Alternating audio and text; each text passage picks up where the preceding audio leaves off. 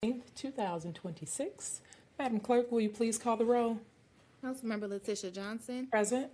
Councilmember Gabriela Santiago Romero. Present. Council President Pro Tem Coleman Young II. Here. I'm sure you have a quorum.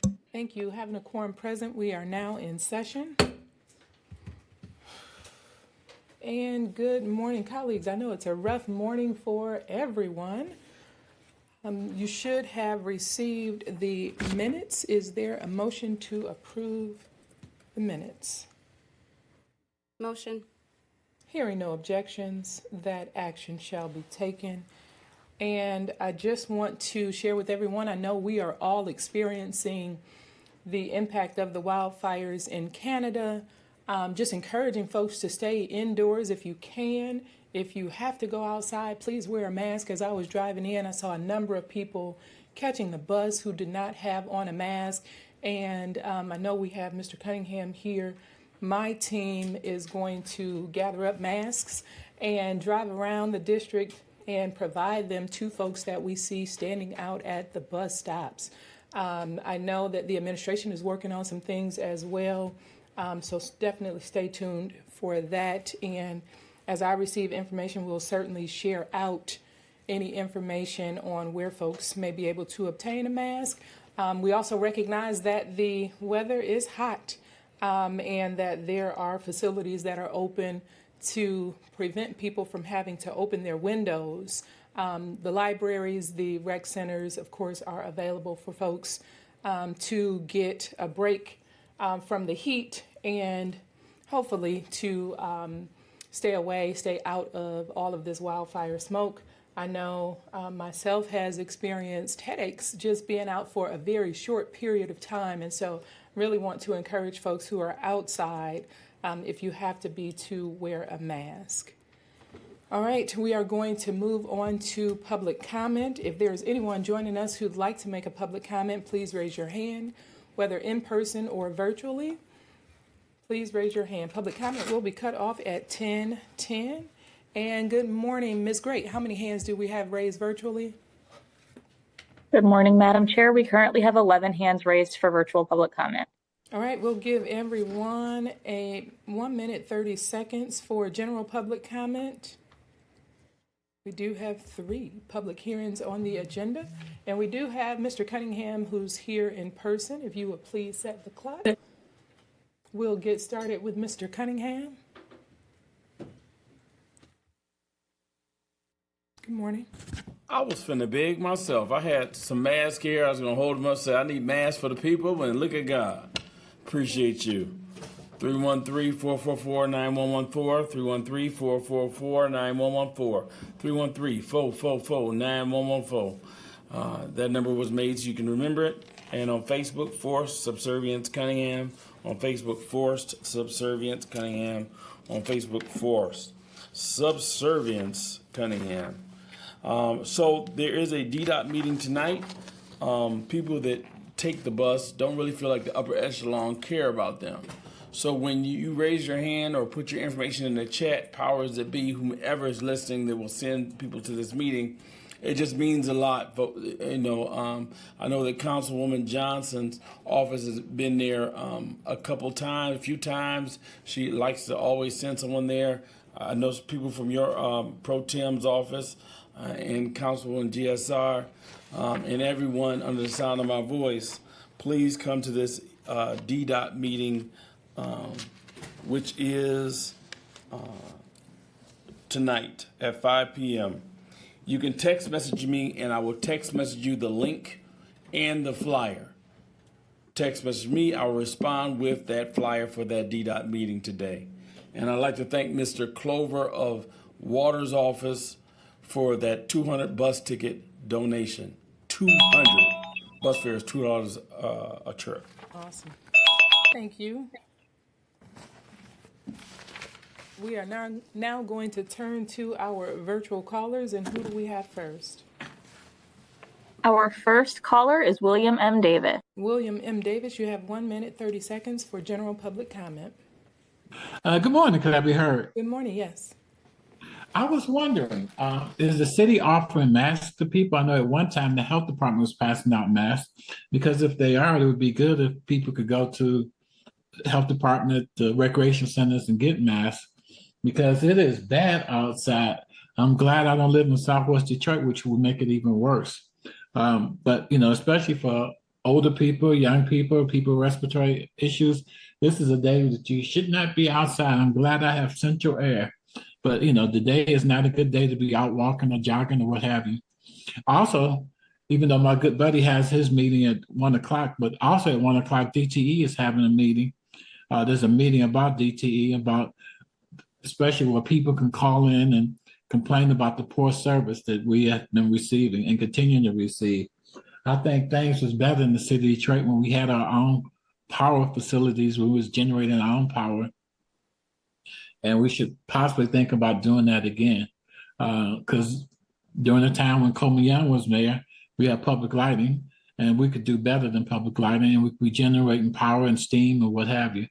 We can make the city less polluted and make it more comfortable for more people. Y'all have a good day and y'all be safe. Thank you. You as well. I'd like to note that the collection of general public comment has concluded, and who do we have next? Our next caller is Tyson Gersh. Tyson Gersh, you have 1 minute, 30 seconds for general public comment.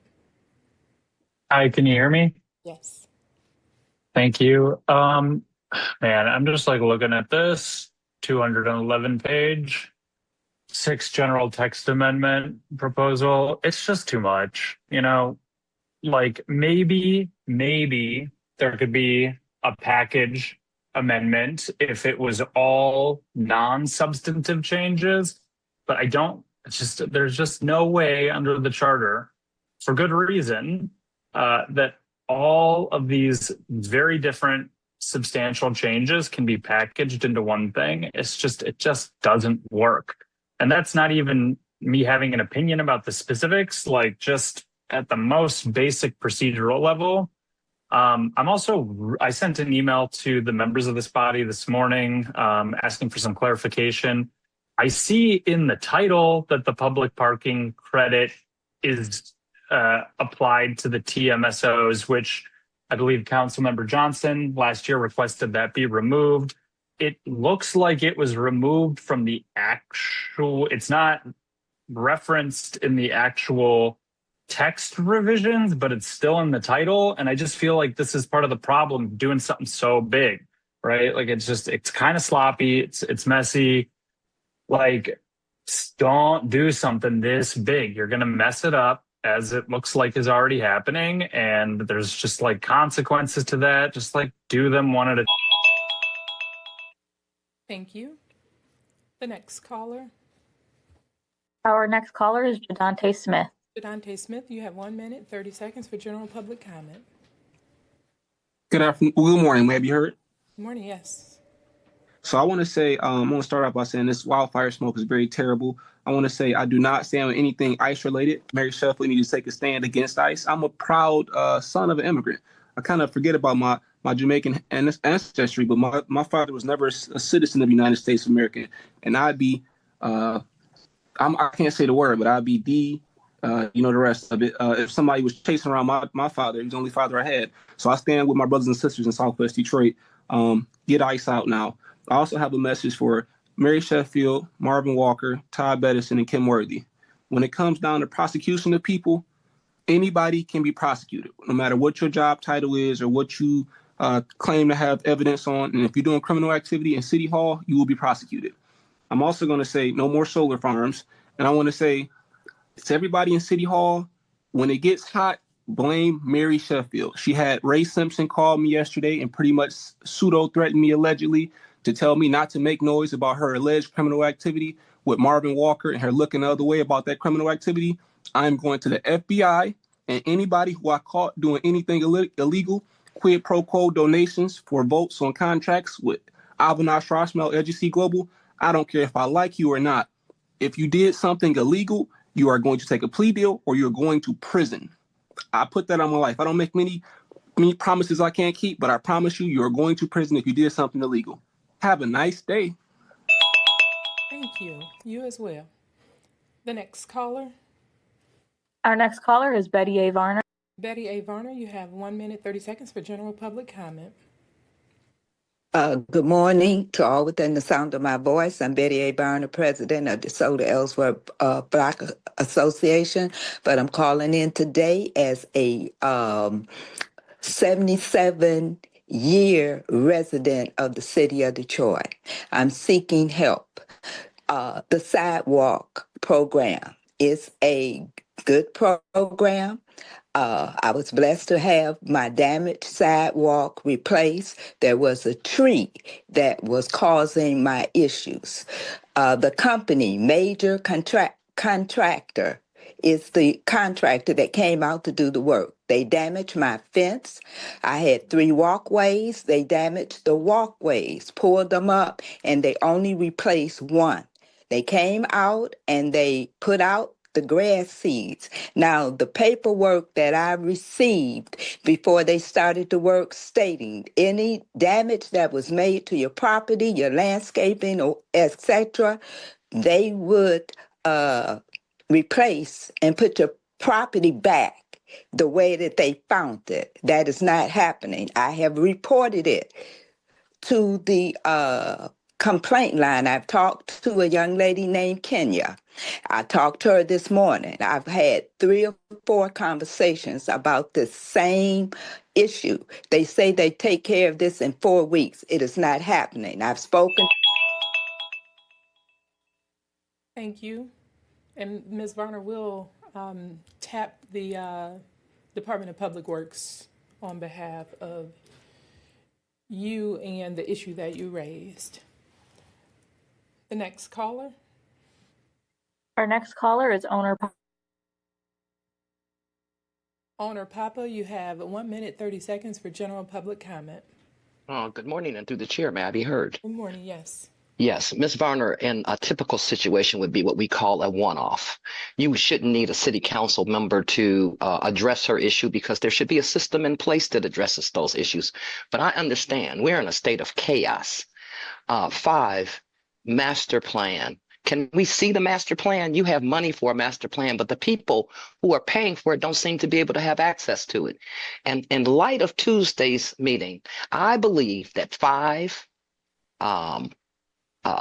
6, 7, 8 should be rescheduled because we need a full look at 10.11, which are LLCs that are operating in a deleterious way in our environment, and we are getting the short end of the stick.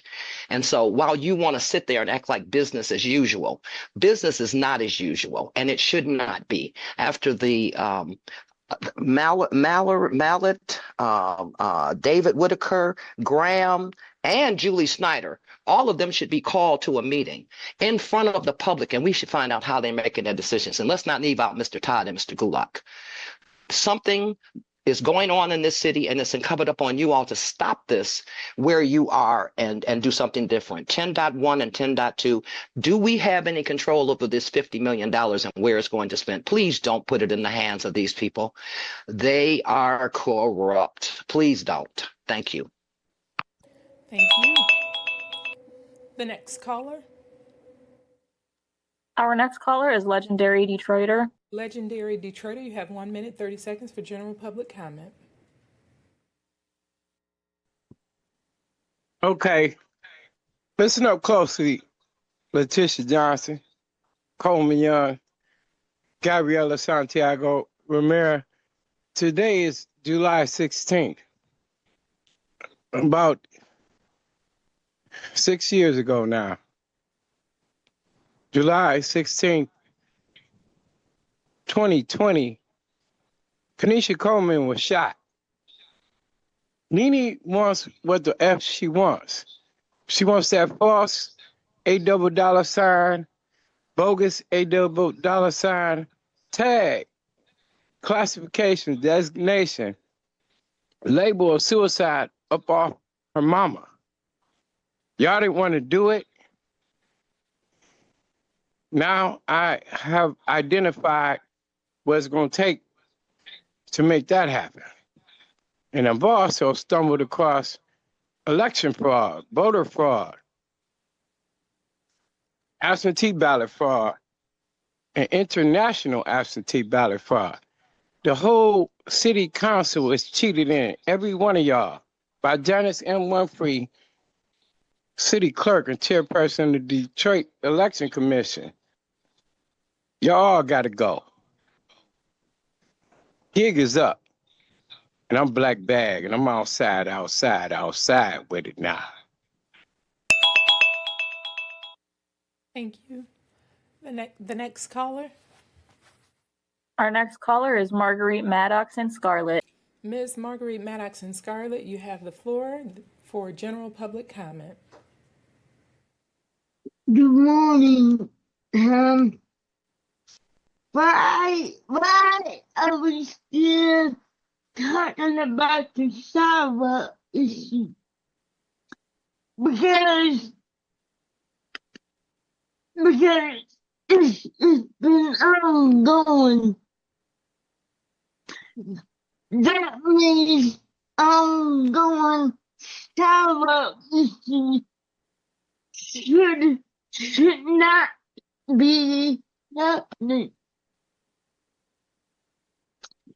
And about the wildfire, please close the air conditioner vent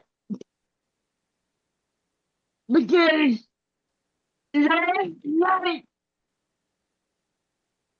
I had my air conditioner on and I could very easily smell the smoke coming through my air conditioner vent.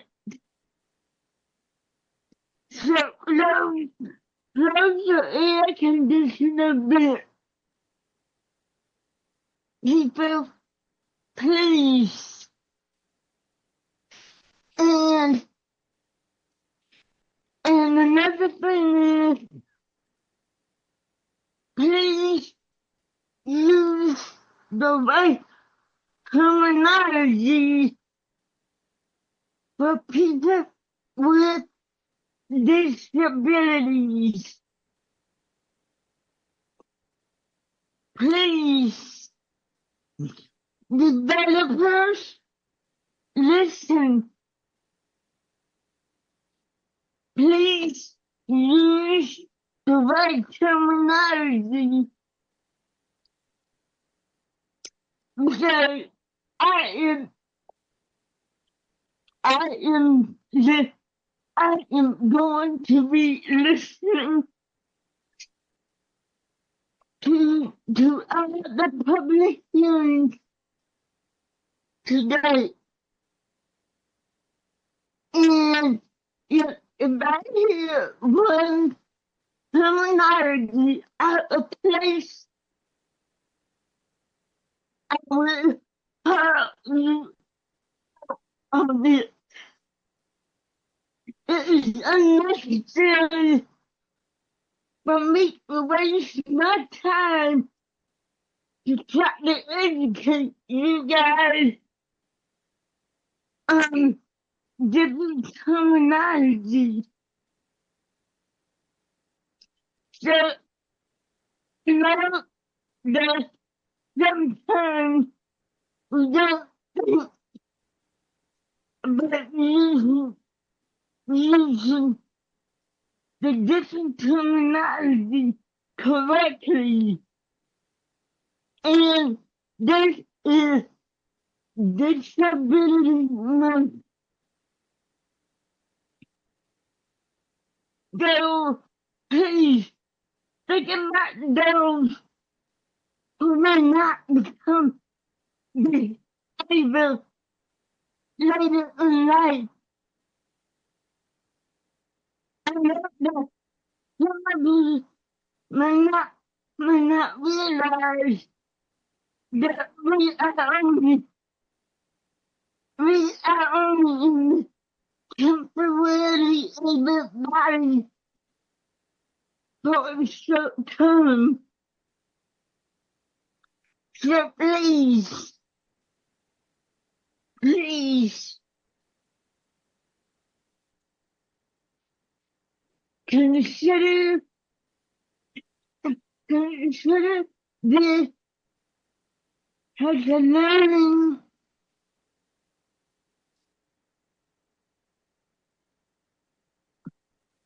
I'm done. Thank you. Thank you, Ms. Maddox. I hope everyone heard you loud and clear. Before we proceed to the next caller, I'd like to call the 1025 public hearing to order and recess it to the call of the chair. We are now back at general public comment, and who do we have next? Our next caller is What Happened to Zone Detroit? Caller, what happened to Zone Detroit? You have 1 minute, 30 seconds for general public comment.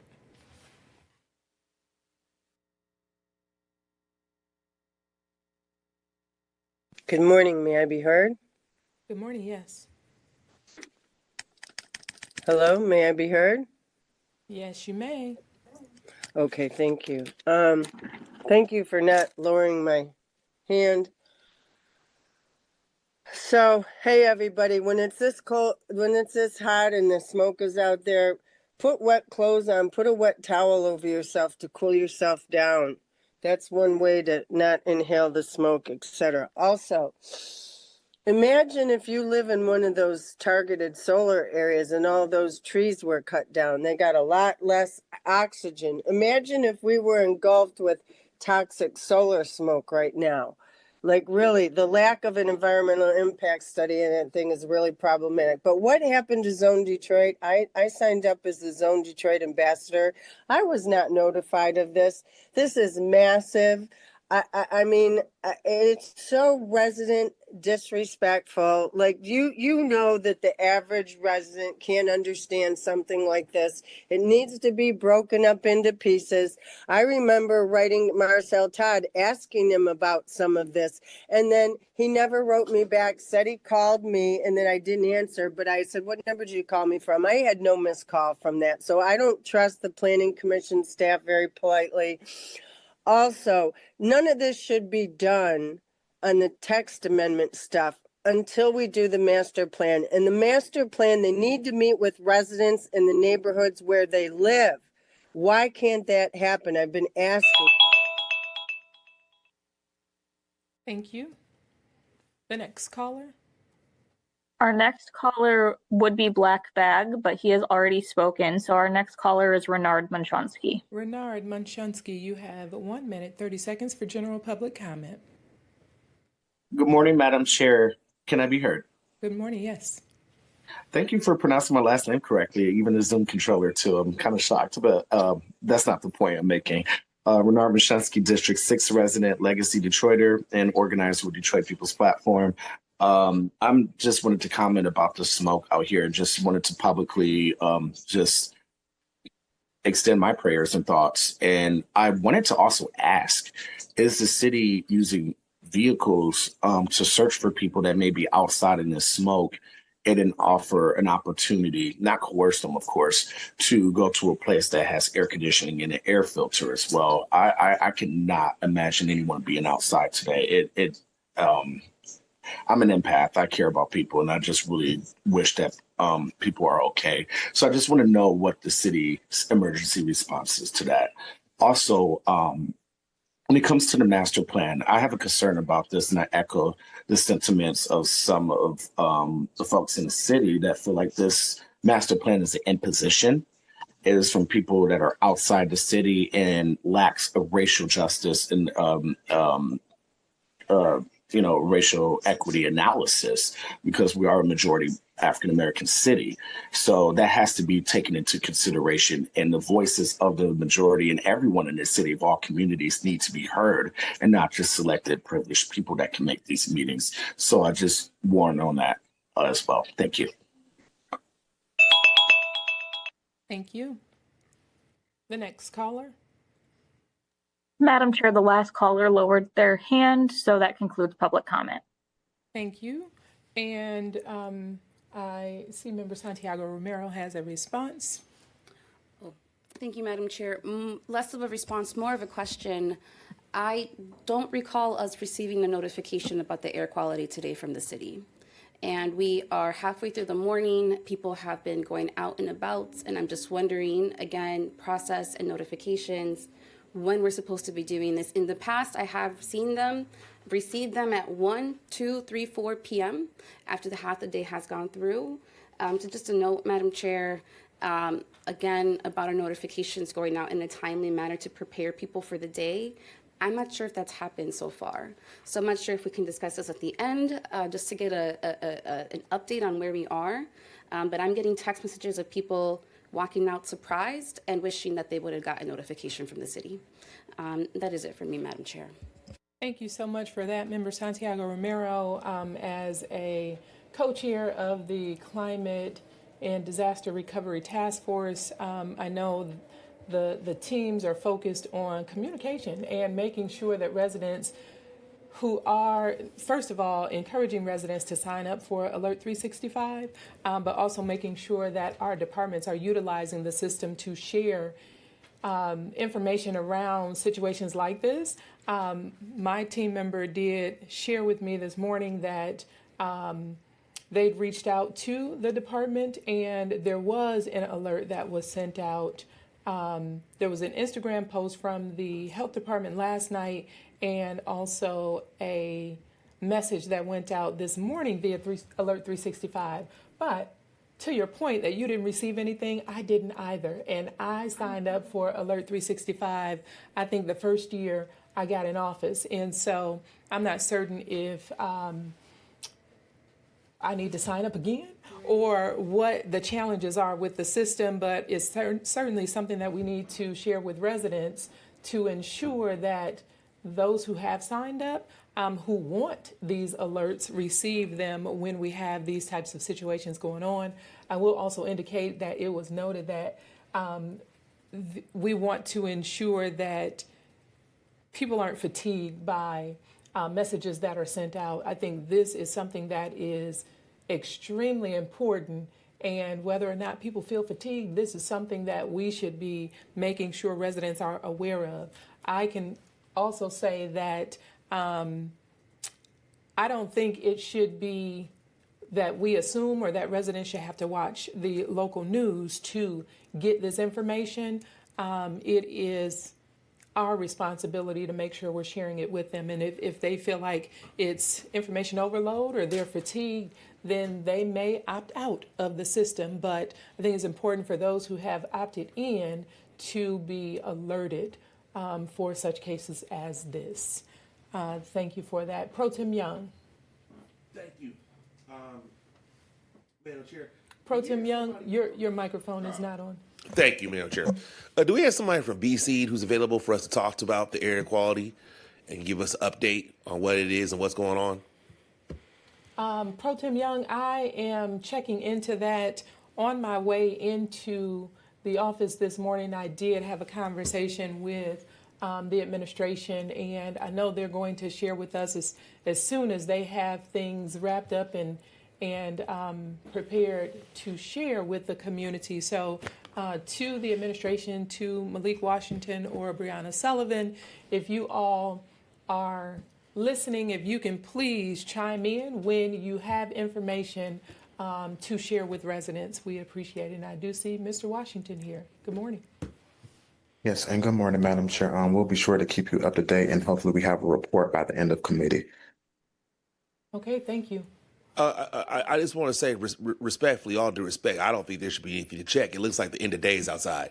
Somebody should be here, available to explain to us why that is, even if it's something brief or if it's something small. Somebody should be on the line from some department, BC or somebody, to tell us what this is and what's going on, the brief announcement, so everybody can be aware, so the crowd can know. That's not too hard. Thank you. Thank you. And Mr. Washington, I'm not sure if you have someone from the health department or BC who can chime in and just share. Thank you, correct. I'm sorry. Through the chair, if you can give me just a few moments, I can reach out and have somebody join us. Okay, thank you. And it is now 10:35, and I'd like to call the 10:35 public hearing to order and recess it to the call of the chair. And we are now going to the agenda and going back to the 10:25 public hearing. And Mr. Washington, if you'd like to interrupt us when you have someone, please do. But at this point, I'd like to call the 10:25 public hearing back to order. The 10:25 public hearing is for an obsolete property rehabilitation certificate on behalf of Busy Bee Development LLC in the area of 1401, 1409, 1413, 1415, 1417 Gratiot Avenue in accordance with Public Act 146 of 2000. And we should have several individuals joining us. When you see yourself on the screen, please introduce yourself for the record. Good morning, everyone. Alton Williams, Detroit Economic Growth Corporation. Good morning. Justice Cook, Housing and Revitalization Department. Good morning. Marcel Hurt, Legislative Policy Division, is substituting for Attorney Barcliff. Good morning.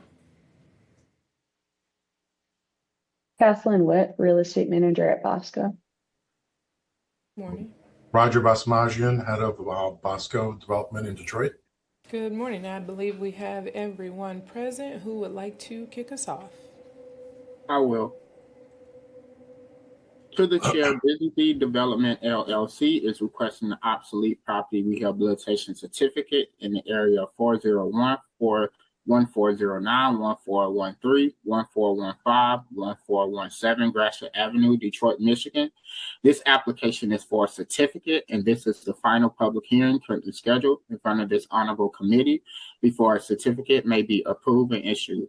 I would like to turn it over to my colleague, Alton Williams, for a quick presentation. Thank you. Thank you, Justice. To the chair, Madam Chair, may I please share my screen? Yes. Thank you.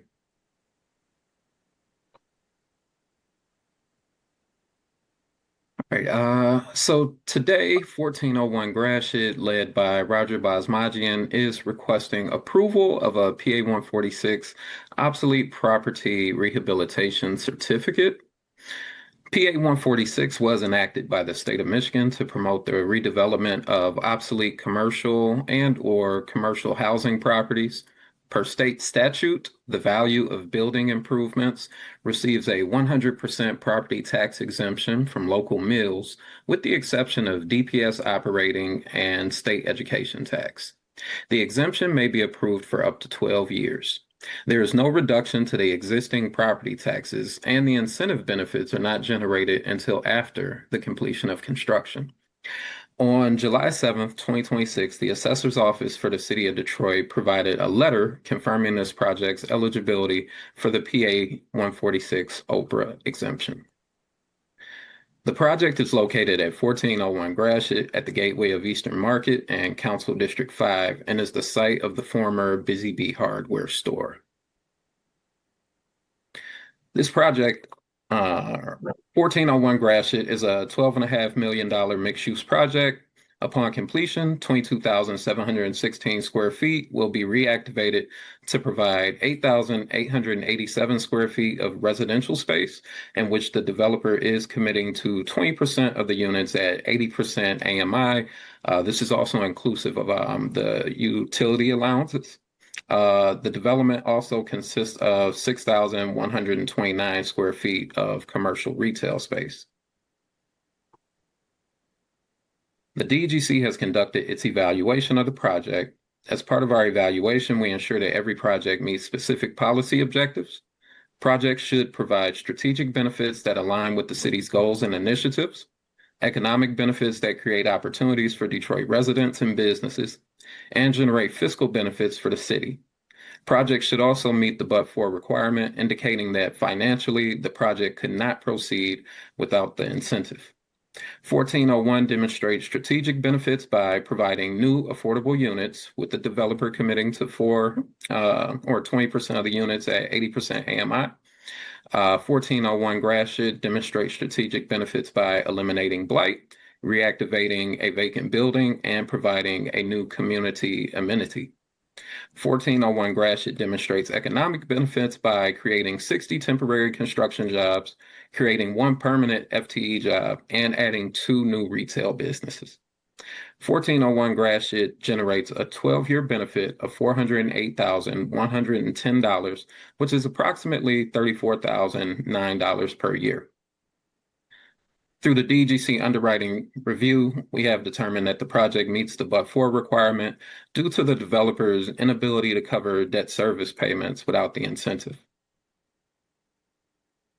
Mr. Williams, if you will give me Yes. 1 moment to just call the 10, to recess the 1025 public hearing to the call of the chair. I'd like to call to order the 1040 public hearing and recess it to the call of the chair.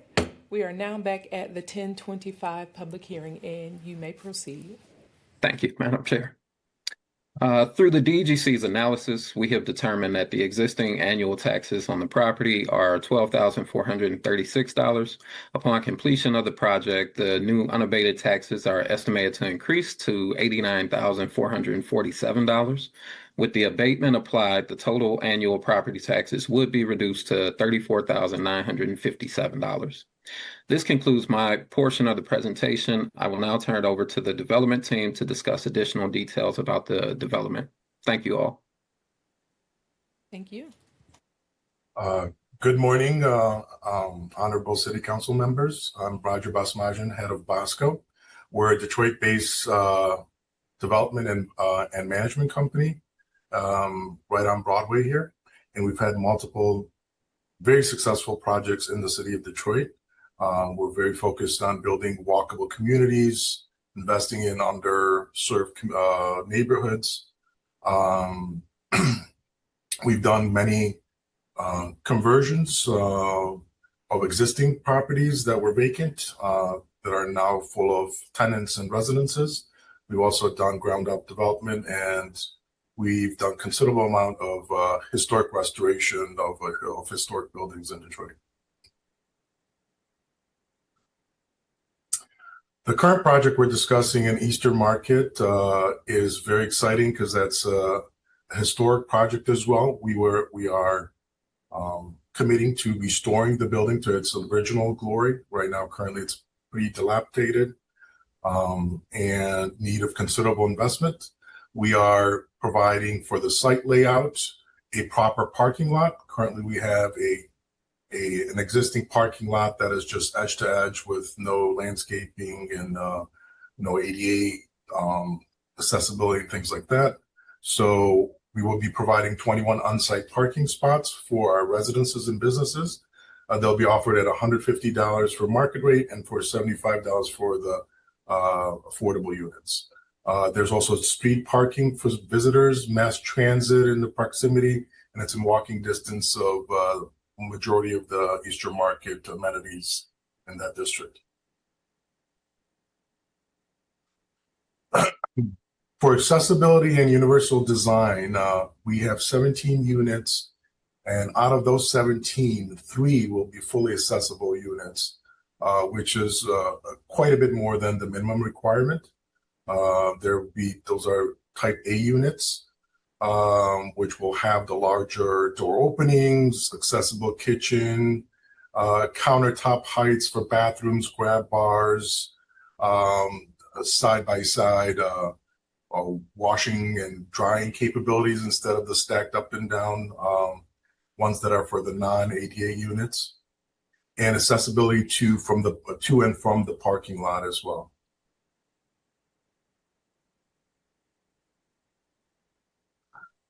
As mentioned, the accessible units are 3 of them, which will have no step down, step in, step up entrances and ramps accordingly.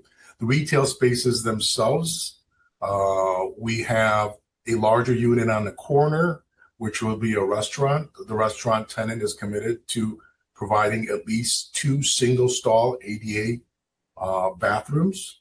And then we, as the landlord, are also providing an additional 2 fully ADA accessible individual stalls for the other units, which are very, very small and potentially just combined to be one 900 square foot unit.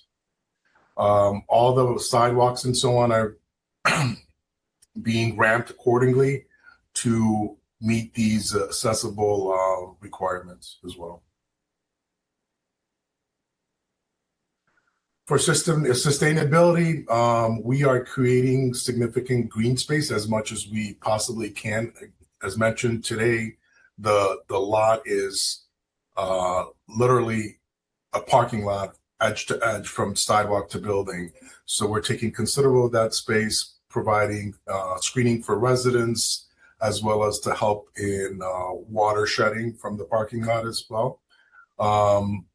As far as the units themselves, they will all be, we'll have appliances that are energy efficient, a roof that is energy efficient, Energy Star rated appliances. The windows themselves, we will be using the existing windows, but retrofitting them so they are double pane and again, energy efficient. And then of course, the waste collection systems and recycle type of programs will be implemented on the project as well. So for job creation, workforce development, we are creating one permanent job, which would be the property manager of the property. We're creating 60 temporary construction jobs, and we have estimated 57 additional permanent jobs that are being created by the tenants. We have quite a bit of experience in working in Detroit, so we always encourage our subs to hire Detroiters, regardless of requirements or not. We've also actively been engaging Detroit at Work to help us meet any kind of deficiency we might have with our subcontractors on the construction process, as well as helping our tenants find qualified staff for their businesses as well.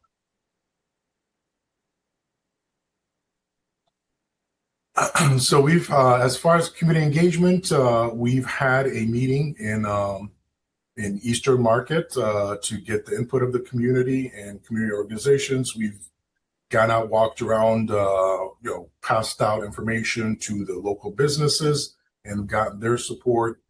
We've also engaged Eastern Market Corp for any support they can give, any assistance, as well as Techtown in identifying tenants. We are looking at, because of the way some of the smaller units are laid out, for emerging small business startups, minority targeted new businesses, and that's where our commercial side is being geared towards.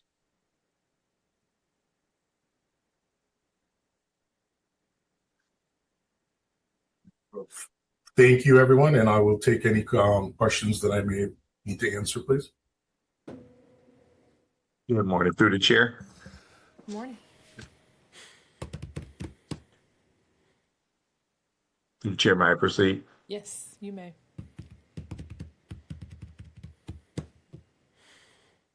Are you able to hear me, Attorney Hurt? Hey, now, thank you. The Obsolete Property Rehabilitation Act, Public Act 146 of 2000, provides for a tax incentive to encourage the redevelopment of obsolete buildings. This tax incentive is designed to assist in the redevelopment of older buildings that are contaminated, blighted, or functionally obsolete, and to return them to the tax rolls. Busy Bee Development, LLC, a Michigan Limited Liability Corporation, is the project developer for properties located at 1401, 1409, 1413, 1415, and 1417 Gratiot Avenue. The developer is affiliate of Basco of Michigan Incorporated and has hired Basco for development management and property management services. The site is comprised of 5 parcels with a total of 0.362 acres of land. The project is a mixed-use redevelopment of an existing historic building.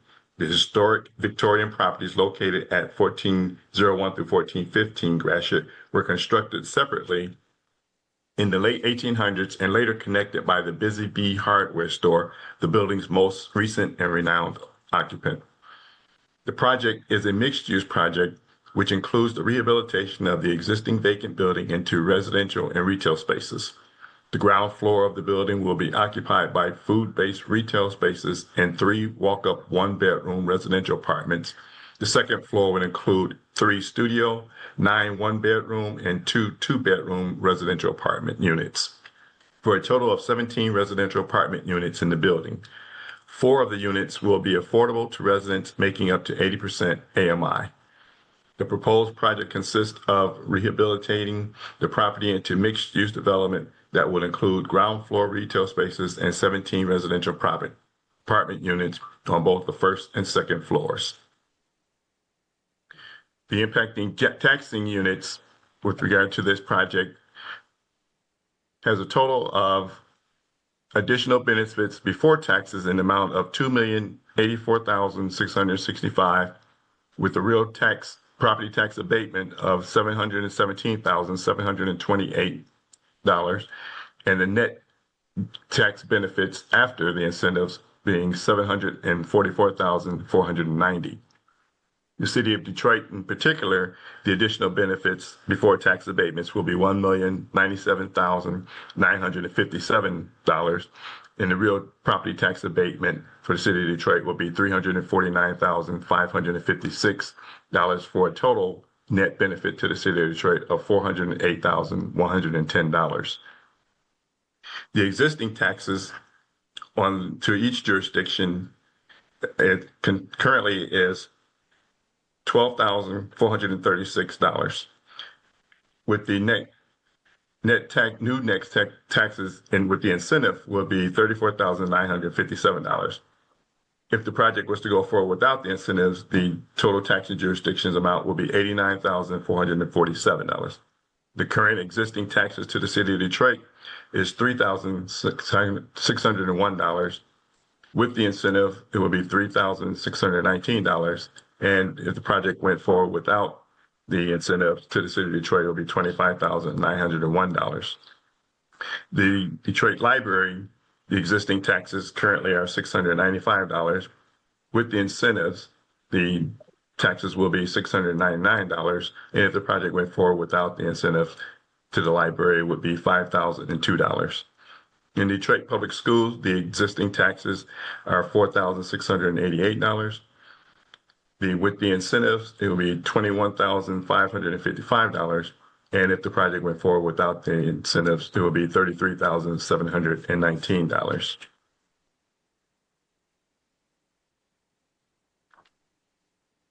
The estimated capital investment for this project is $12,560,084. The sources of funds for the project are through owner equity, grant funding, historic tax credits, and permanent financing. It is also estimated that the completed project will create 1 full-time employment job and 60 temporary construction jobs. The total value of the 12-year OPRA tax savings is estimated at $717,728. Based on the investment of jobs, this project is estimated to provide the city of Detroit the net benefit of $408,110, and the impacting taxing units combined a net benefit of $744,490 over the 12-year OPRA tax abatement. The LPD notes that the legislative body of the qualified local government unit may by resolution revoke the obsolete property rehabilitation exemption certificate of a facility if it finds that the completion of the rehabilitation of the facility has not occurred within the time frame authorized by the legislative body in the exemption certificate, or a duly authorized extension of that time, or that the holder of the obsolete property exemption certificate has not proceeded in good faith with the operation of the rehabilitated facility in a manner consistent with the purposes of the act, and in the absence of circumstances that are beyond the control of the holder of the exemption certificates. And that concludes my report. Thank you. Thank you. All right, colleagues, any questions? Pro Tem Young. Thank you. Hello, everybody. What's going on, Roger? Good to see you again. Long time no see. I just wanted to say really quickly, I'm a supporter of this, and this has a personal relevance to me because I started my first campaign right in this building. So the fact that we are rehabilitating this area, I have a lot of mixed emotions of joy and happiness.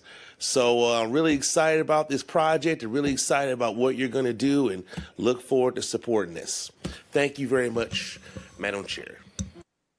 Thank you. I do want to uplift a couple of things. So I believe the planning department had some outstanding requests for the developer relative to an updated site plan that included a landscaping plan as well as a floor plan and roof plan. Just want to find out if that information has been provided to the planning department. Through the chair, yes, that has been, and those tweaks for additional landscaping and so on have been made to our plan, and we're in communications right now to finalize those.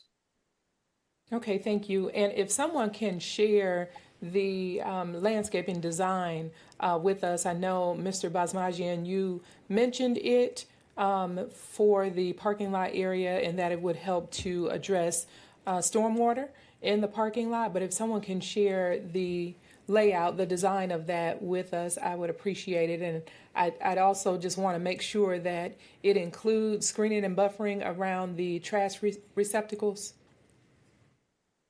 Through the chair, we'll share those, and yes, that was addressed as well. The screening of the dumpsters, and better screening of the 3 residential units on the ground floor as well. Okay. All right. Thank you so much. Seeing no additional questions from my colleagues, we are going to turn to public comment.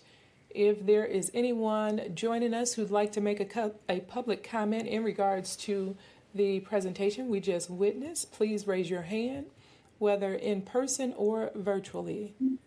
Please raise your hand. Going once, going twice, going 3 times. The collection of public comment has concluded. Ms. Great, how many hands do we have raised virtually, seeing no hands in the committee of the whole? Madam Chair, there are currently 6 hands raised for virtual public comment. All right, thank you. We'll give everyone 1 minute for public comment regarding the public hearings. Who do we have first?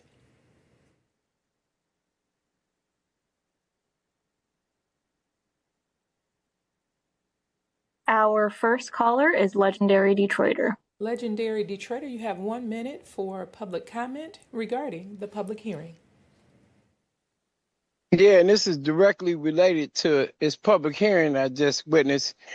We, as Detroiters, citizens, taxpayers, and residents of the city of Detroit, should not be subjected to the whims and proclivities of cheated in public officials. Now, this public hearing now just witnesses this one I'm talking about.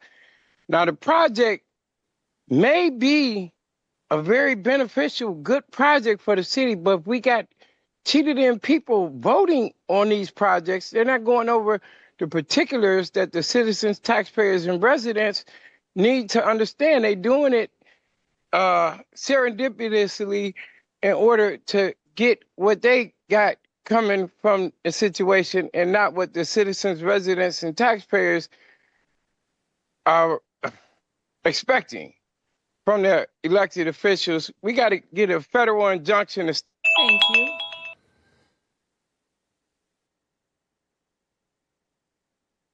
The next caller. Our next caller is What Happened to Zone Detroit. Caller, you have 1 minute for public comment regarding the public hearing.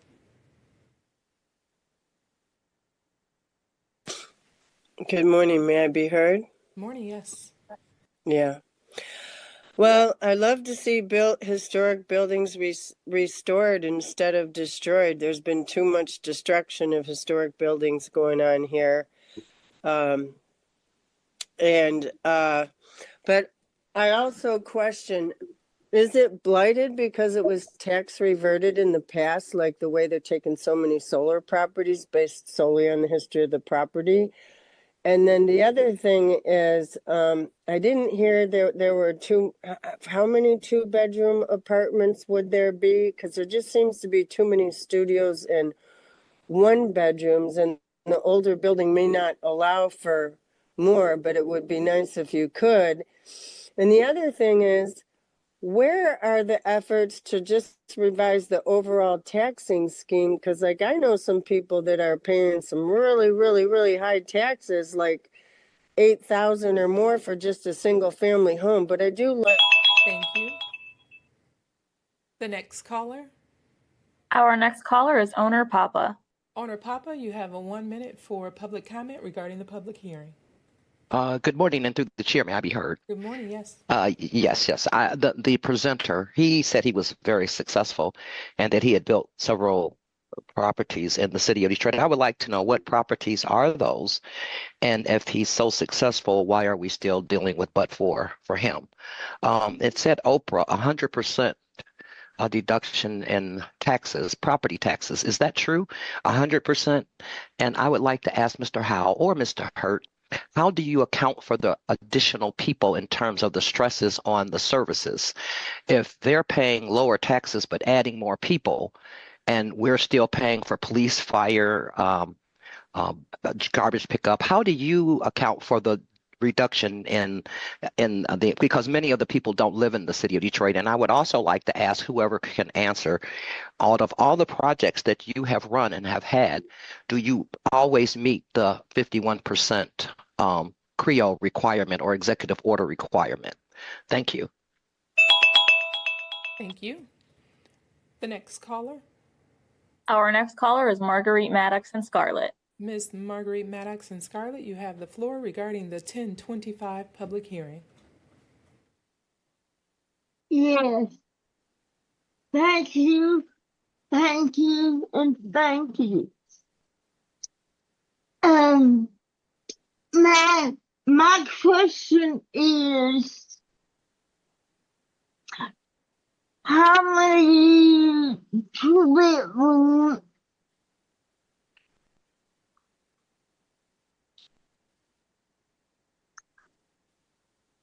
are they going to be?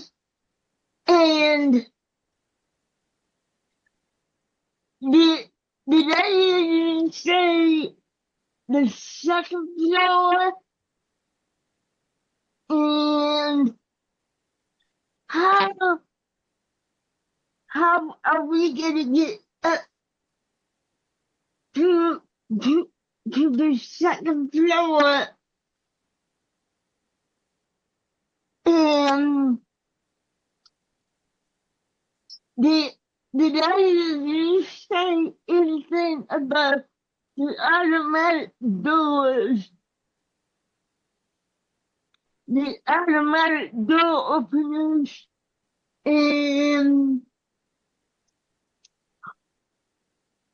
the push button automatic door opening,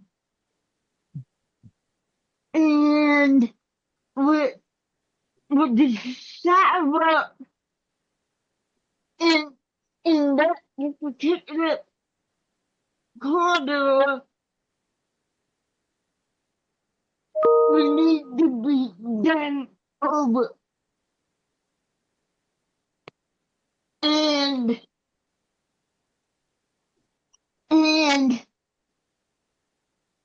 may I have a copy of the floor plan,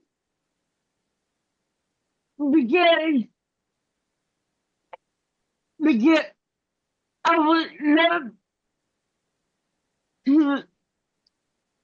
to add some of my ideas on that corridor,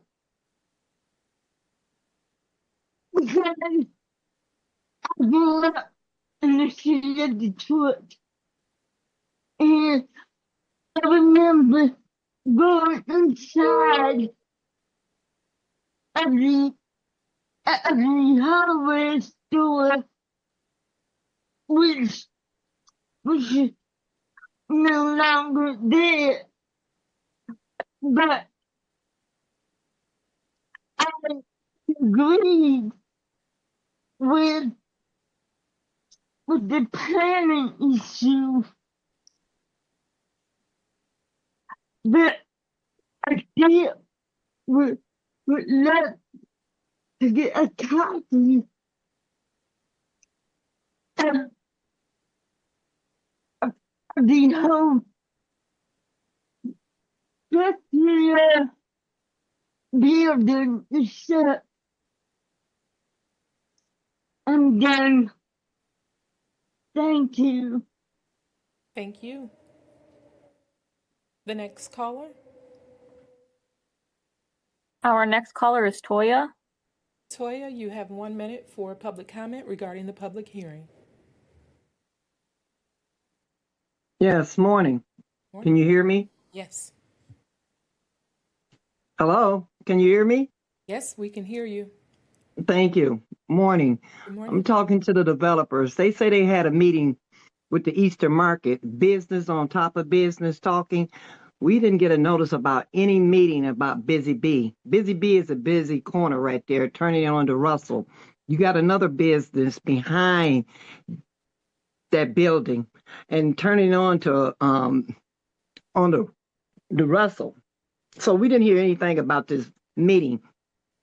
And I don't want to know why you getting a tax abatement from the city if this developer has done so much building and renovation on anything he have done. But I want to know what kind of business, what's the name of this apartment? Is you going to keep the history of Busy Bee down here?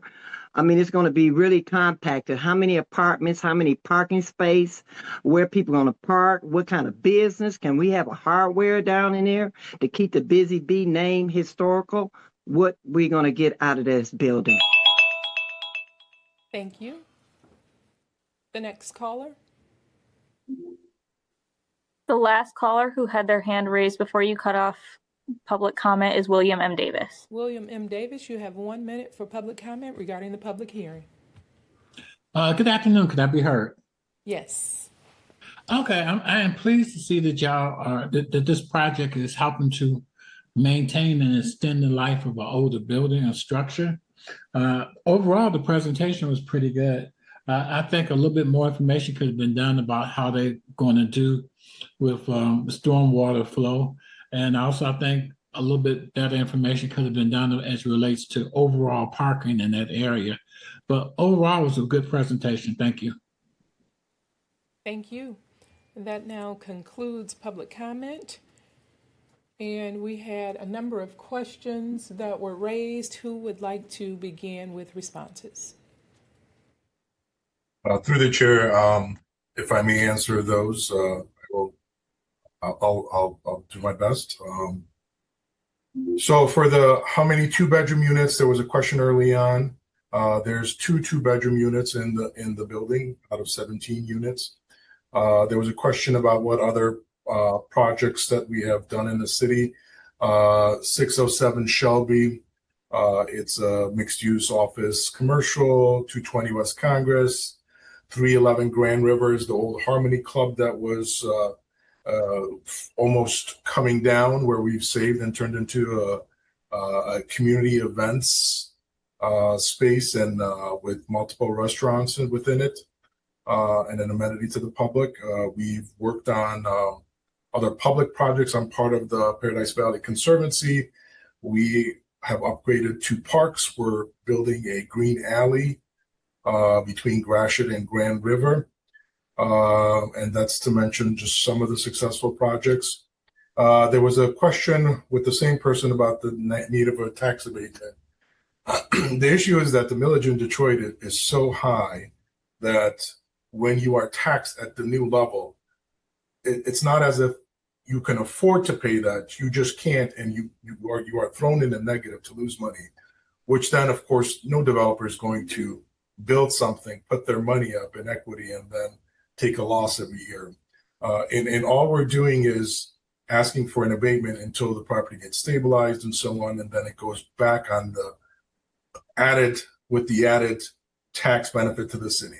By the way, all our projects now produce 2-3 times the tax that they were producing prior to our development, even with the abatement. when that abatement goes away, that number is even maybe fivefold or so. As far as 51% Detroiters, we do try to do that. Do we meet on every project? No. But we do our best. And then, for example, we have a project on Broadway. It's an all-union project, and we're doing our best to meet that. And but we do have some monies put aside for any type of penalties and so on that would go into the training programs for the skill trades in the city. So we do our best that we can, but not all the time do we reach exactly the 51%. As far as there was a fourth question there. Was the second floor ADA accessible? I believe that was the question. The building is too small, so we will not have an elevator. There's just not enough units to justify that. But that's the reason why we have dedicated 3 ADA units on the ground floor, which is, if you look at the ratio of 17-3, that's pretty high percentage of the total of units. And those will be saved for people in need for those units. As far as automatic doors, that is correct. All the commercial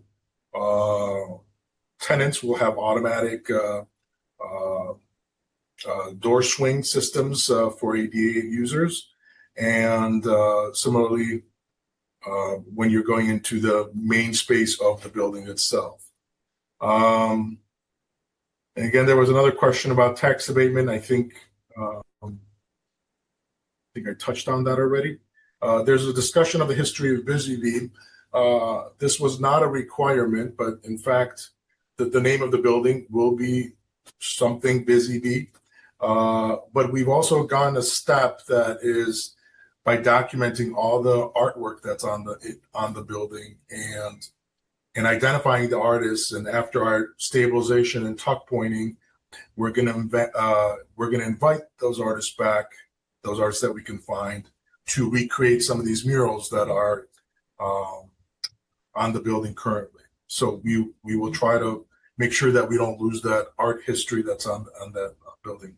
There was a question about parking. We have more than plenty of parking that's required in that location above and beyond what's required. As far as water management, as mentioned in the presentation, we are grading things to shed in the proper directions, as well as adding additional landscaping to mitigate some of that runoff. Now, this parking lot is very small, and it doesn't require anything beyond that. The threshold of putting a water detention system would have been if you were half an acre or larger. This is less than a quarter of an acre, so we're way underneath that requirement. By the way, I also want to mention, I'm sure it was part of these questions, that the units themselves, not only are we committing to the 80% of the units at the affordability at the whole project itself is actually all affordable. It's from 80 to 120, which is again pretty significant, given that most projects don't fall into that category. 100% of their units. So I hope I've answered every question. Thank you, Madam Chair. Mr. Basmajian, if you can just indicate specifically how many parking spaces you have, and there was a question about the sidewalks. Madam Chair, there are 21 parking spots. If the question of the sidewalks and the elevations of accessibility, if that's the question, it those was all will be whether or not the sidewalks would be redone. Madam Chair, all the sidewalks that are in bad condition will be replaced. That's correct. Thank you. Anyone else? Yeah, Madam Chair, if I may. I know that Carolyn Hughes had a great question. So just for clarification, the developer does still pay 24 meals, and that's the state education and the school operating meals. Those are still paid. And Mr. Williams, can you just speak to overall, the taxes, there was a question relative to a reduction in the taxes for this project and how the city still provides for the increase in individuals that will come into the city to be able to provide city services. Yeah, understood. That's a great question. Thank you. So there's a variety of additional taxes that are collected through, we've got municipal income taxes, through direct workers, indirect workers, corporate income taxes, construction taxes. So, if I remember correctly, the question was just, how do we deal with the additional strain on city services? Well, we actually collect more taxes to help to offset that. From this particular development as a Yes, result of indeed. the development project. That is correct. All right, thank you. And lastly, I believe, Mr. Basmajian, did you indicate someone did inquire about a hardware store there? Because I know there was one. Do you have any plans to have a hardware store there? Madam Chair, we don't have any plans, but if there is a hardware store that wants to open up, we'd love to be connected to them. That's somewhat of a dying art, when you have all these larger big box stores. But we'd love to, have a tenant that's willing to open up one. All right, thank you. Colleagues, did I miss any questions, any additional questions? Pro Tem Young. Thank you. Excellent presentation, everybody. I don't have any more questions per se, but I just want to say, Madam Chair, and this is at your discretion, but I think in the future, it would be better if we have a discussion on infrastructure as a whole. I mean, I know Mr. They were talking about, one of the questions was talking about us having infrastructure in terms of water retainment and things of that nature. And I think we need to have that discussion in terms of green infrastructure and bioswales and wetlands and expanding of pipes and gray infrastructure and things of that nature as a whole. And I don't know if you want to have the Department of Public Works come out and make that presentation sometime in the future, just in terms of what their plan is. I don't know if you want to talk about master plan as well, in terms of how that's going to be developed, and in terms of sidewalk infrastructure and complete streets and how all that connects. But I think that's a conversation that we should have at a larger scale. I'm not saying that those questions aren't legitimate. They are. I just think that when we have conversations like that in terms of these type of developments, it kind of misses the whole point in terms of what we need to do for development as a whole. And so I think it would be nice if we could show the citizens the plan and the whole board, so they can understand what those infrastructure issues are, what the solutions are to address them, and how they all connect together in terms of that. And so, from as technical as dealing with Ms. Dig, to expanding pipes, to housing, to bioswales, to permeable concrete. I got it, Pro Tem. So, okay. Thank you. I was in mid stride there. But you pick it up when I'm putting down. So I'm picking it up. I really up. appreciate it. Thank you. And I will pivot over to Council President, because I think there are several departments that would weigh in and need to weigh in to provide an overall perspective about water infrastructure for residents. But I do also believe that every development project can certainly do their part to help keep water out of the system. And so that's important as well. Thank you. Colleagues, any additional questions, comments, or concerns? If not, is there a motion on line item 5? Motion on line 5. Is there a motion to send line item 5 to formal with a recommendation to approve? Motion to send line item 5 to formal session with recommendation for approval. Any objections? Hearing none, that action shall be taken. This now closes out the 10:25 public hearing. I'd now like to call to order the 10:30 discussion. The 1030 discussion is for Michigan taxing jurisdictions regarding the brownfield plan for Busy Bee redevelopment project. If there's anyone joining us who would like to speak in regards to the Busy Bee redevelopment project, any taxing jurisdictions, please raise your hand. Ms. Great, do you have any hands raised? Madam Chair, I promoted Cora Kapler as a panelist.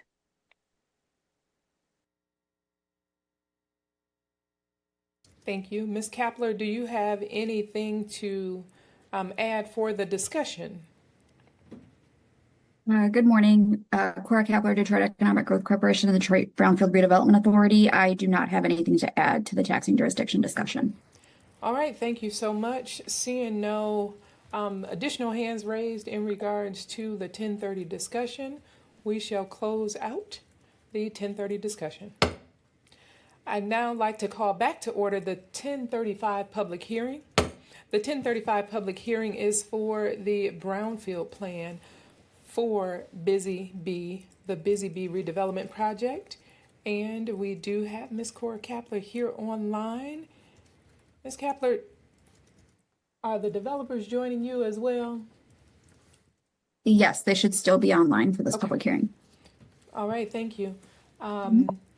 You just introduced yourself, and as they come online, we'll make sure they are promoted as panelists. If you'd like to proceed to get us started.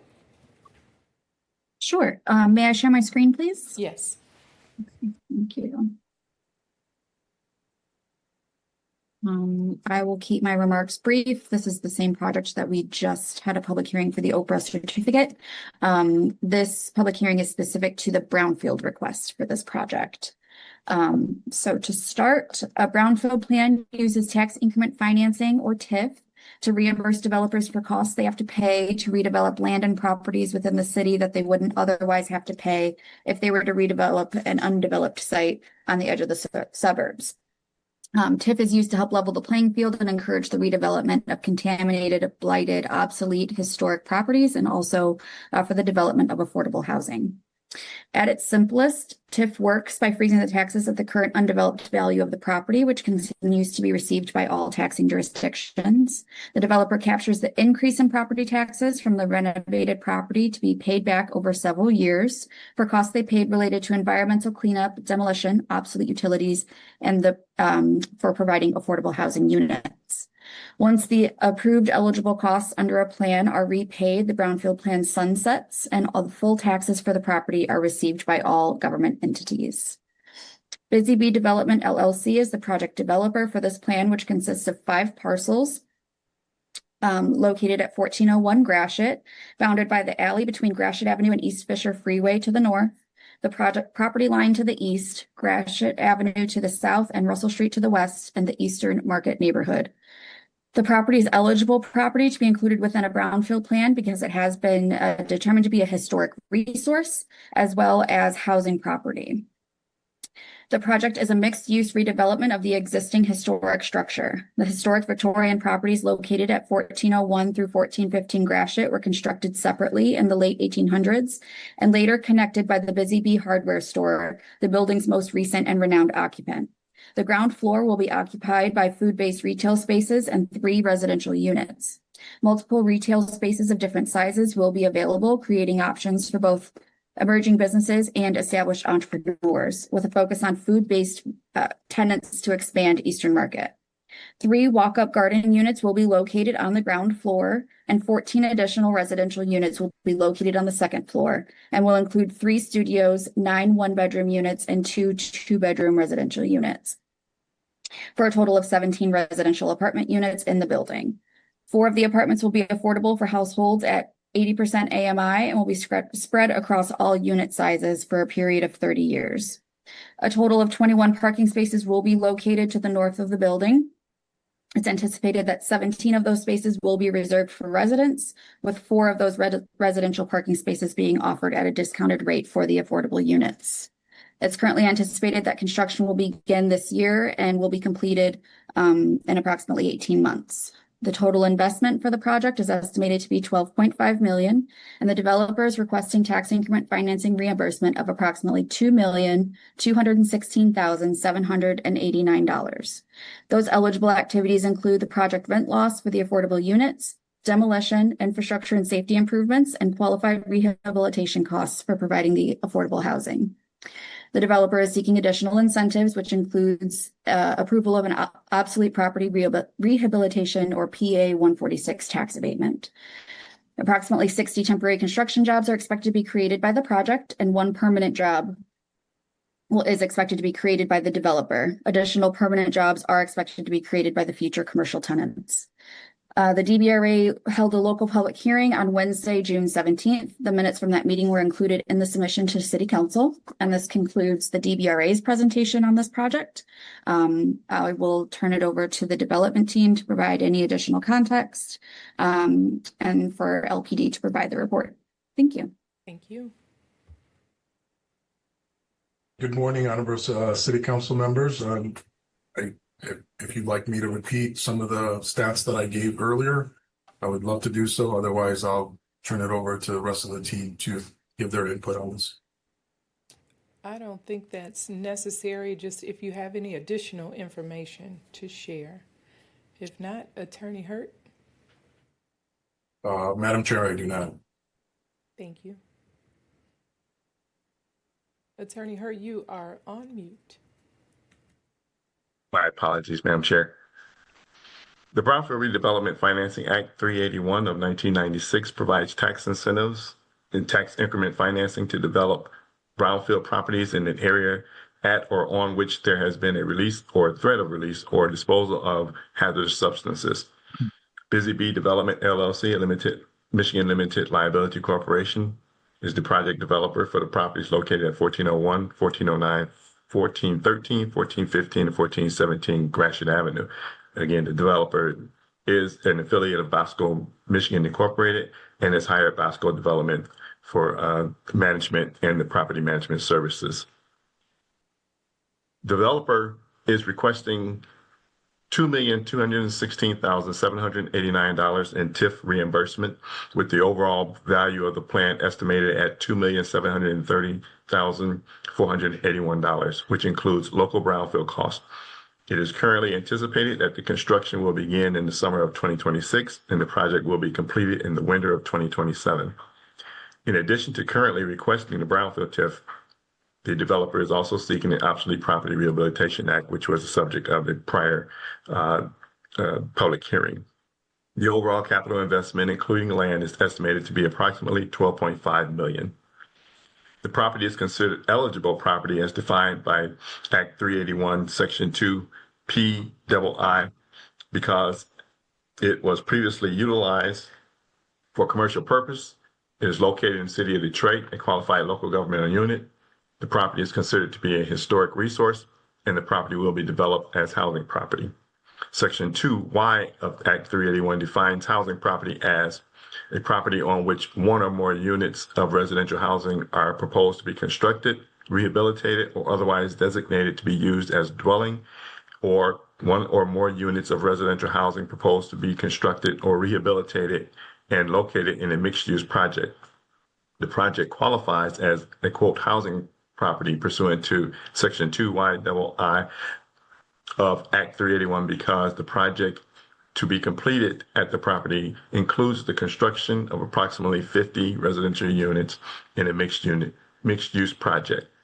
The Gratiot parcel also qualifies as a historic resource pursuant to Section 2W of Act 381 and Section 90 of the Michigan Strategic Fund Act, because the Gratiot parcels are listed as a contributing property to the Eastern Market Historic District, which was listed on the National Registry of Historic Places in 1978 and was expanded in 2007. The Detroit Brownfield Redevelopment Authority will reimburse the developer for the cost of approved eligible activities, but only for tax increment revenues generated and captured from the property. No advances have been or shall be made by the city or the DBRA for the cost of eligible activities under this plan. The eligible activities are estimated to commence within 18 months of the approval of the plan and be completed within 3 years. The cost of reimbursement with the TIF include the demolition, which was $251,500, the infrastructure and safety improvement cost of $546,095, the qualified rehabilitation cost of $492,587, the financing gap $2,228,040, for a total reimbursement to the developer of $3,518,222. The authority administrative cost of $388,918, the state brownfield redevelopment fund of $124,774, for a total estimated cost of $2,730,481.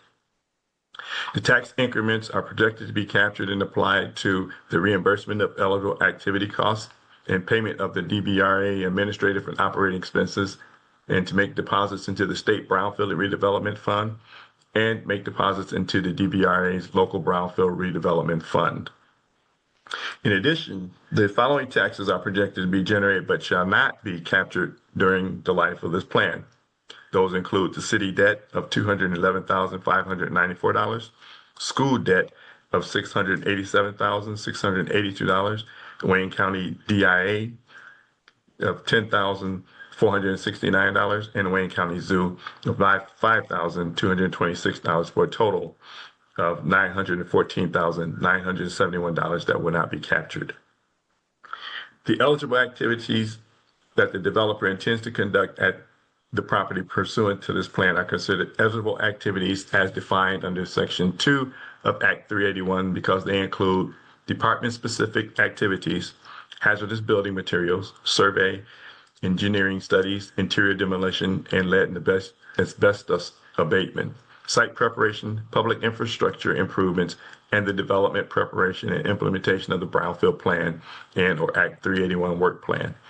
Unless otherwise agreed to in writing by the DBRA, all eligible activities shall commence within 18 months after the date of the governing body approves this plan and be completed within 3 years after execution of the reimbursement agreement. No cost of eligible activities will be qualified for reimbursement except to the extent permitted in accordance with the terms and conditions of the reimbursement agreement and the Act 381. And that concludes my report. Thank you. Thank you. All right, I believe that concludes the presentation. Colleagues, any questions, comments? Pro Tem Young? I don't have a question for them, but I do have a question about what I just received. So I just want to let you know after we're done with this, I do have a question that I want to ask. So after we're done with this, then I'll ask it. I'm just putting myself ahead of queue here. Thank you, Pro Tem. I do want to ask if there is a utility allowance for the affordable units. Madam Chair, the affordable units actually have their utilities within, yes, we bake them in at the affordable rate. Perfect, thank you. All right, we are going to move to public comment. If there's anyone joining us who'd like to make a public comment in regards to the presentation we just witnessed, please raise your hand. Please raise your hand, whether in person or virtually. Going once, going twice, going 3 times. The collection of public comment has concluded. Seeing we don't have any hands raised in the committee of the whole, how many hands do we have raised virtually? Madam Chair, there are 5 hands raised for virtual public comment. Thank you. If you will please set the clock for 1 minute and we'll get started with the first caller.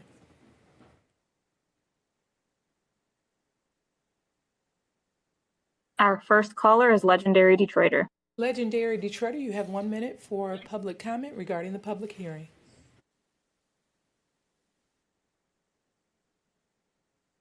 Okay, now I've heard this public hearing, and this needs to stop in Detroit, Michigan. We got the project may be a great project, but what I heard that there's too many inconsistencies with what's going on with these cheated in public officials voting to approve and passing to approve. We just had the Coleman A. Young, the second on the committee come in, but before on the last public hearing and said what he said and pass it on for approval. Now, if y'all don't cut out this nonsense, we need a federal injunction right now to Okay. stop all this nonsense here in the city of Detroit, because I'm sick of it. All And right, the Mr. black Cowley, kids, I feel the same way. If you the have black something to kids and the share, black do you have anything about this public hearing?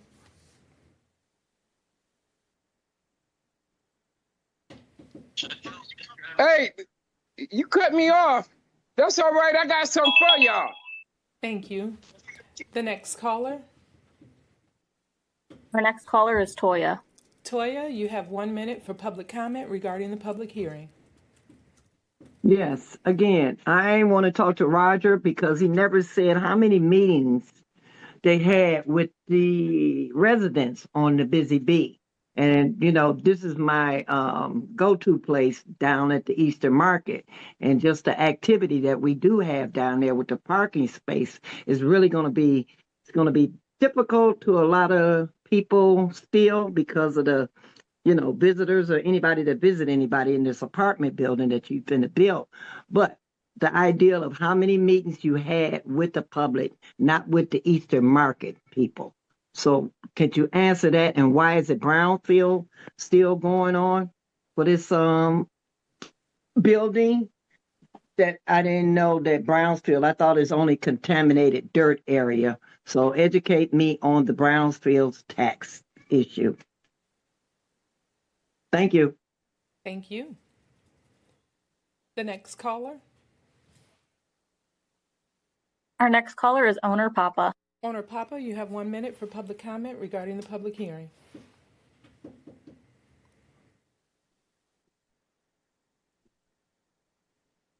Owner Papa, are you there? For the chair, may I be heard? Yes. Yes, good question from the last caller. How many meetings did you have with the community? And I'd like to know from this body, are any LIHTC, are any low-income tax credits being used on these projects, and how many low-income properties are being created? It seems to me that if you're going to pay for the demolition, infrastructure, and safety improvements and quality and qualified rehabilitation costs, is going to be wrapped all into this, then we need to know absolutely how many low-income housing is being created. Because I think we could spend our money much more better if we took this money and rehabilitated the houses that we have already, instead of waiting years for this project to come. And he already has projects. And I would like to ask Mr. Hurt or Ms. Capelier, again, how are we going to account for all of these new people coming into the city if they're all getting reductions? And we had to substitute, Thank you. The next caller. The next caller is Marguerite Maddox and Scarlett. Ms. Marguerite Maddox and Scarlett, you have the floor regarding the 1035 public hearing. Yes. Where is this located? Located because it did not say anything of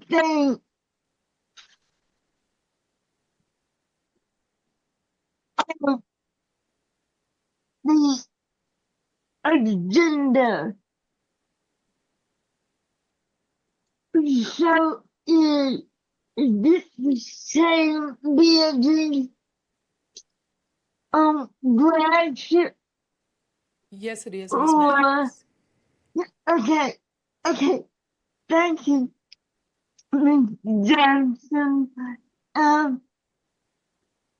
Because I think that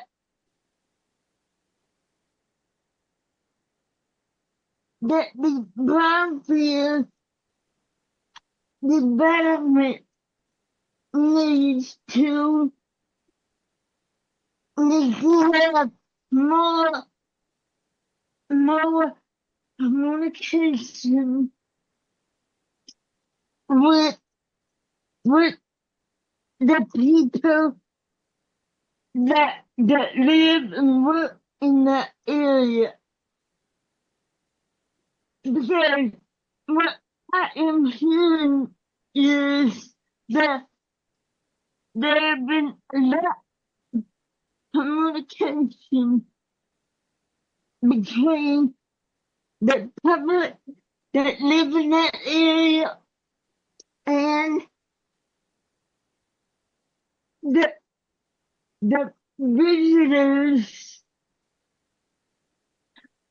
that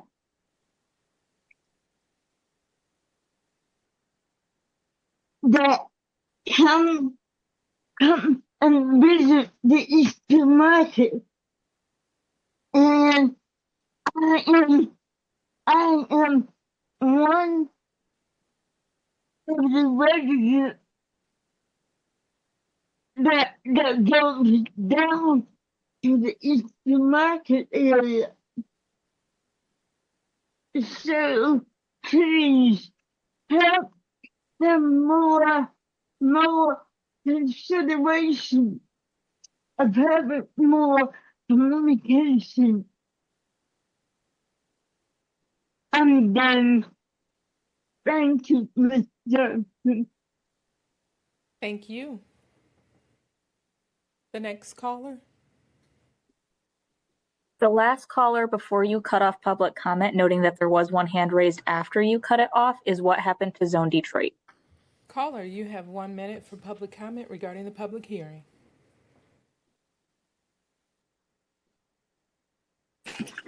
Yes, good morning. May I be heard? Good morning, yes. Yeah. So I echo the concerns of Ms. Toya Watts. I also, I heard there were two-bedroom units, but is there a reason why there can't be more? It just seems like there's so much stuff is being built not for families. It may have something to do with the structure of the building. Also, didn't hear whether this property had been tax reverted in the past or not. That was a question I had, because that is a per se blight definition under state law. And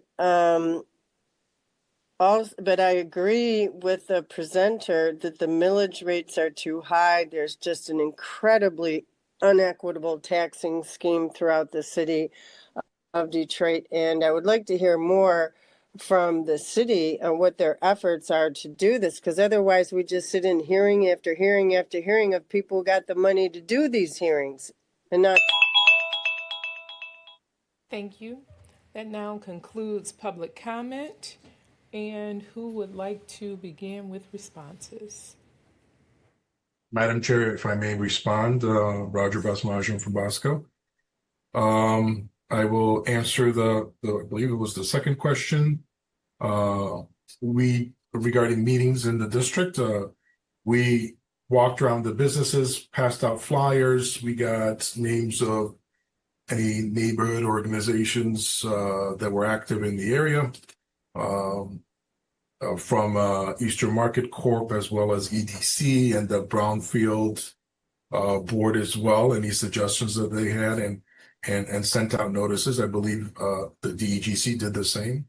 And we held one meeting, a public meeting at Sacred Heart Church in Eastern Market.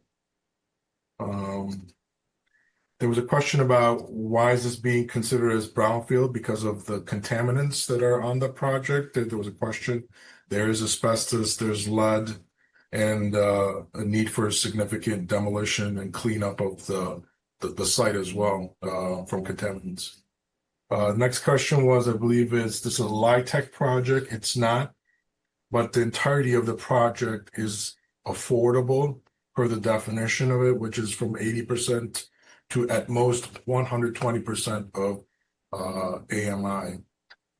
So it's quite extraordinary that there are no units beyond that, because most market rate projects go well beyond that cap of 120% of AMI. If someone can help me, if there's a question Ms. Maddox posed that I could not understand, so if there's anybody that maybe could chime in on that, I would appreciate to address those questions. As far as the last question, why only 2 bedroom, 2 units, 2 bedrooms? The building itself doesn't lay out well, other than these 2 locations we found for the 2 bedrooms. And has the building or property been tax reverted? I'm not sure it has been. I'm not aware of that. Thank you. I believe Ms. Maddox's question was in regards to the location, which I confirmed with her. To Ms. Kapler, are there any questions that you are able to respond to? Yes, through the chair. There was a question about the brownfield program and whether it's solely to address contaminated properties. The brownfield program is possible through the State Act 381, which allows for eligible costs to be reimbursed using tax increment financing, not only for contaminated properties or properties that are determined to be a facility, but also for blighted, obsolete, historic properties. And then the act was most recently amended to include the development or redevelopment of affordable housing. So while, it's still called the Brownfield Program, there are other eligible properties that are eligible to be included in a brownfield plan. They don't necessarily have to have contamination present in the ground. Thank you for that. Ms. Kapler, are you able to share how you all send out notifications for any community engagement in your hearing that you have, how residents might be able to get those notices to be aware whether or not they live within the footprint of a development project? Because I believe, I'm not sure how many people actually live within 300 feet of this building. And I know that may be somewhat of a challenge trying to connect with residents who may patronize businesses there, but how can people sign up for notices for your hearings? Yeah, that's a great question. So while we do try to notice as many known community organizations or block clubs, or businesses in the area, that does vary, obviously, depending on the project location. We do share that notice with the council district staff for the district in which the project is located, and as well as the Department of Neighborhoods. We share all of our public hearing notices for our local public hearings and our city council public hearings on all of the Detroit Economic Growth Corporation's social media pages. All of those notices are also always posted on our website, degc.org/DBRA. You can also find copies of the brownfield plans that are under consideration or have been recently approved, all of the notices for local public hearings, city council public hearings, as well as the Detroit Brownfield Redevelopment Authority Board meetings. The notices, agenda, and minutes for those meetings are also on our website, as well as the Community Advisory Committee. There are also other resources on our website about the Brownfield program. Okay, thank you for that. And my last question to the developer is, did you consider deeper affordability in this building, especially considering the request for a brownfield? Madam Chair, we did consider, but it just didn't pencil out. That's why we limited at least our upper end to also help out. But we've ran multiple models and barely made one work with various different programs and so on. Okay. All right, thank you. Colleagues, any additional questions, comments? Seeing none, is there a motion on line item 7? Motion to move line item 7 to formal session with recommendation for approval. There's a motion to send line item 7 to formal with recommendation to approve. Any objections? Hearing none, that action shall be taken. Thank you all so much for joining us. That now closes out the 10:35 public hearing. And before we proceed to the 1040 public hearing, I believe we have the administration here to share information about air quality. Oh, okay. We'll draw the question.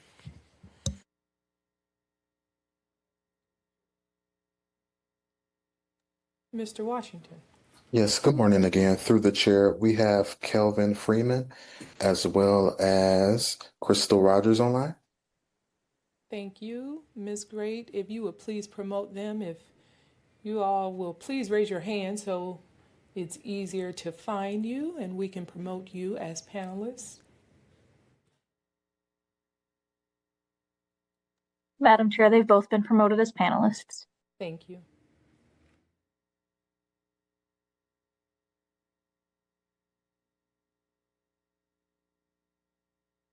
Good morning. Please introduce yourself for the record. Good morning. My name is Kelvin Freeman, Director of Emergency Preparedness and Bioterrorism for the City of Detroit Health Department. Good morning. Good morning. Crystal Rogers, General Manager for Environmental Affairs with Building Safety Engineering and Environmental. Good morning. Do you all have an update to share with residents, or are you here to answer questions? Here to provide updates, what we are doing at the Health Department through the Office of Public Health Emergency Preparedness. Once we have alerts sent out from either the state and or through our Eagle partners, we monitor air quality every hour on the hour once there are elevated alerts. So that's what we're currently doing. At the current moment, we're still in a maroon AQI of 301 or higher. The last time we checked in the last hour, we were at 585 AQI. So we are currently doing air monitoring in the sense of checking our Eagle airnow.gov.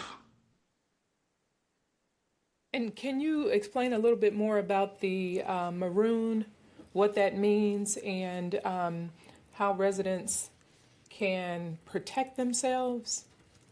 Sure.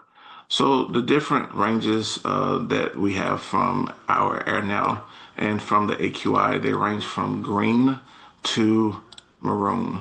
So anything between 0 to 5 index is good. There's air quality satisfactory and air pollution poses no little or to no threat. Yellow is moderate. This is 51 AQI. AQI is air quality index from 51 to 100. Air quality is acceptable. However, there are some risks, and that color is yellow. Orange is when you start to hit to 101 AQI to 150. It's unhealthy for sensitive groups, and these sensitive groups are experiencing some type of health effects if they go outside. But the general public is less likely to be affected. Red is unhealthy from 151 to 200. Some members of the general public may experience health effects, but the members of sensitive groups may have a more severe health effect from that. Purple is classified as unhealthy. That's 201 to 300 as an AQI. As a health alert that the risk of health effects is increased for everyone. When you're in maroon, where we are now, the title or the name is called hazardous. That's 301 or higher. That's a health warning of emergency conditions. Everyone is more likely to be affected. And currently we are sitting at the last meeting and check was at 585 AQI, which is more than the 301. Thank you for that. Are we sharing, is there any information to share with residents on how they can protect themselves? Are we, as a city, are we providing any masks? How are we as a city responding to this hazardous air? Great question, and I'm also defer to with Crystal as well what we're doing. But from the health department standpoint, we utilize the Crisis 24 platform that's shared through Detroit Homeland Security Emergency Management. Health alert went out this morning Once we saw that again, when we check, it's not just one zip code. We also check all 7 districts to see if we have congruency across all. A message was sent out via text message, also email and voice phone. And the voice message is really reading what the text message and emails are sent. That lets everyone know, one, that we were in maroon, what that is, and also to limit for everyone, if they can stay indoors as much as possible, do so. If they do have to go out, to make sure they have masks of the highest filtration as possible. We're making sure we can't put a lot of it because, we are in a maybe 360 character limit. So we have to be concise, but we want to make sure if you do need masks, that the health department, I believe now, our Chief Public Health Officer and Health Director, Ali Abazeed, has just completed a PSA or a message with the mayor's office to be sent out so people can know about air quality and where they can go to get masks. Currently, masks are being distributed to 4 of our rec centers. That will be Patton.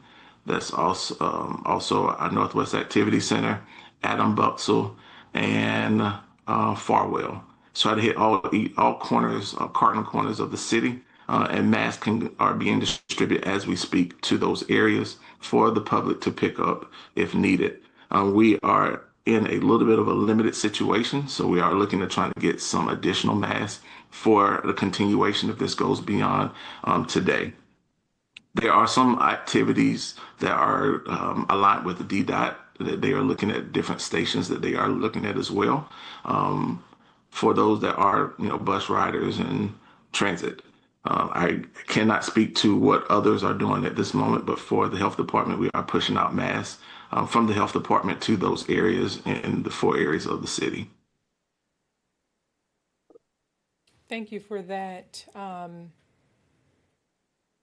Any additional information? Yes, I know that everyone may not be a part of our Detroit Alerts 365 system.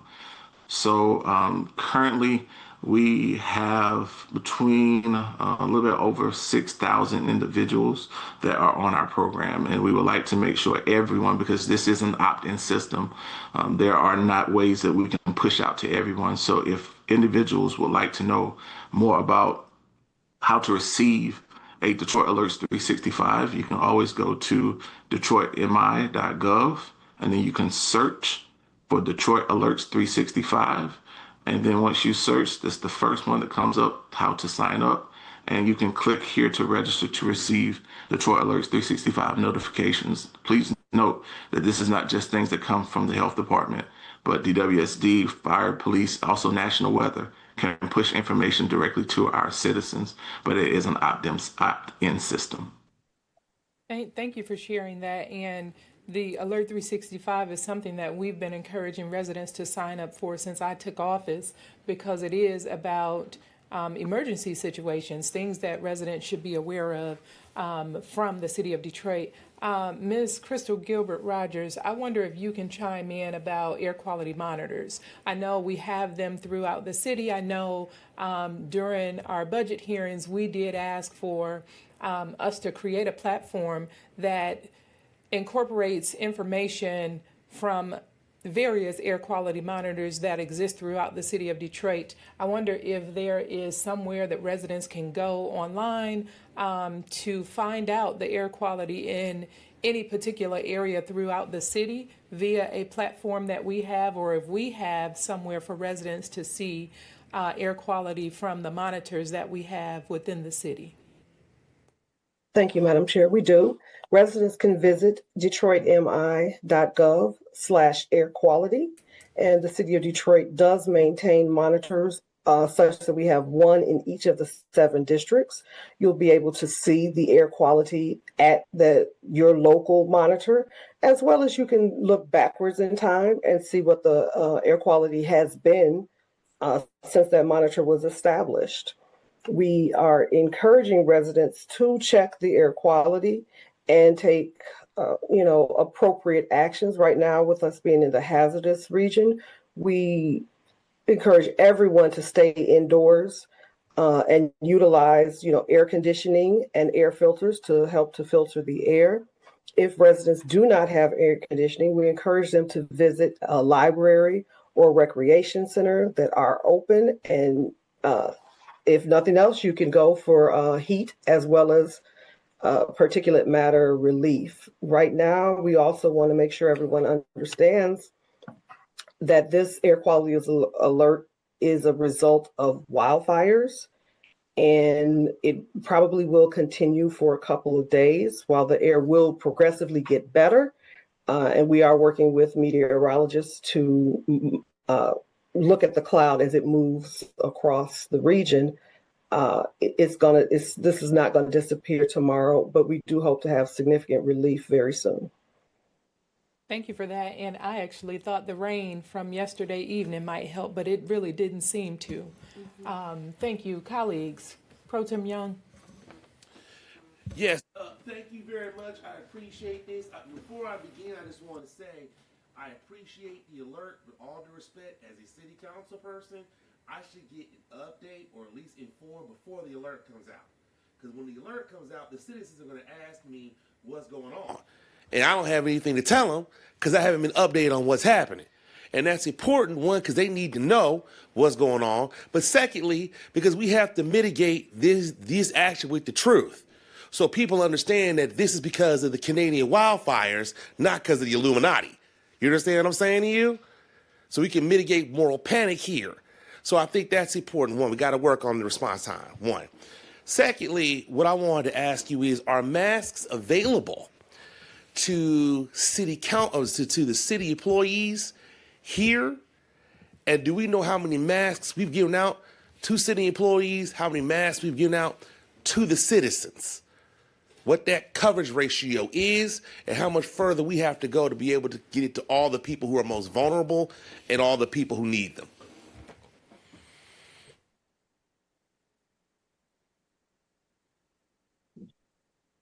Is that for whom? Anybody who can answer the question. Okay. First part, your mic was out, so I didn't really hear the first part of the question. About response time, I didn't hear about the response time piece. You want to repeat it? I can Yes, repeat sir. it. Okay. I need to be able, as a city council, as elected official, I need to be updated on what's going on before the alert comes out. I got an alert, I think about 11:32, 11:33. I need to be updated before that happens. Because when that alert comes out, people are going to call my office. And what am I going to tell them? Because I haven't been updated. I need to be updated so they have the information, so they know where to go, so they know what's going on, so they know what's happening. One, because that's my job. Two, because they need to know, because that can protect and save lives and people's health. Three, so we can deal with moral panic from people going on the internet, so people understand that this is due to the Canadian wildfires, not due to the Illuminati or some other government plot. You understand what I'm saying to you? Because that's how misinformation spreads. Because misinformation spreads in the light, in absence of the truth and actual facts. And so when you have something like this that is going on, we need to be able to have that immediately so we can deal with that. And not only that, but also people want to spread narratives that the city doesn't care, which is not true at all. You know what I'm saying? And also, so we know what you're doing. So we know you're out here. So when people tell me the health department did falling on their job, not doing that, I can say that's not true. Look at what they did here. Look what they did here. So people understand that. So the response time has got to be quicker, once, especially when we are in actual committee. One. Secondly, I want to know, are there masks available to city workers? Because I had a staffer that came in here that was giving out masks to people who didn't have one. Are masks available to city workers? And then secondly, for the public, how many masks have we given to people in the city of Detroit as a whole? And do we have that broken down by need? And how many air filters have we given to people? And is that broken down by need as well? And what's the coverage ratio of that? So let me ask the first question, if I may, and I want to make sure I defer, if I can, to my Chief Public Health Officer, Ali Abazid. I know he's trying to get into the meeting, so if he is in, I would like to make sure that he has a part to say as this as well. Excellent. But for the response time, I want to make sure that one thing, you don't always have to wait for us. There are many ways, and then Crystal can talk about it as well. There are many tools that you can put into yourself, and once AQI hits a certain level, you will automatically receive information before we even have a chance to send it out. Because one thing we're doing is taking the message that we receive from the same monitoring tools that others can sign up for to receive those as they come in, and all we're doing is taking that information and giving it back out. Looking at what we're doing for, and that's a great thing to talk about what our wins are.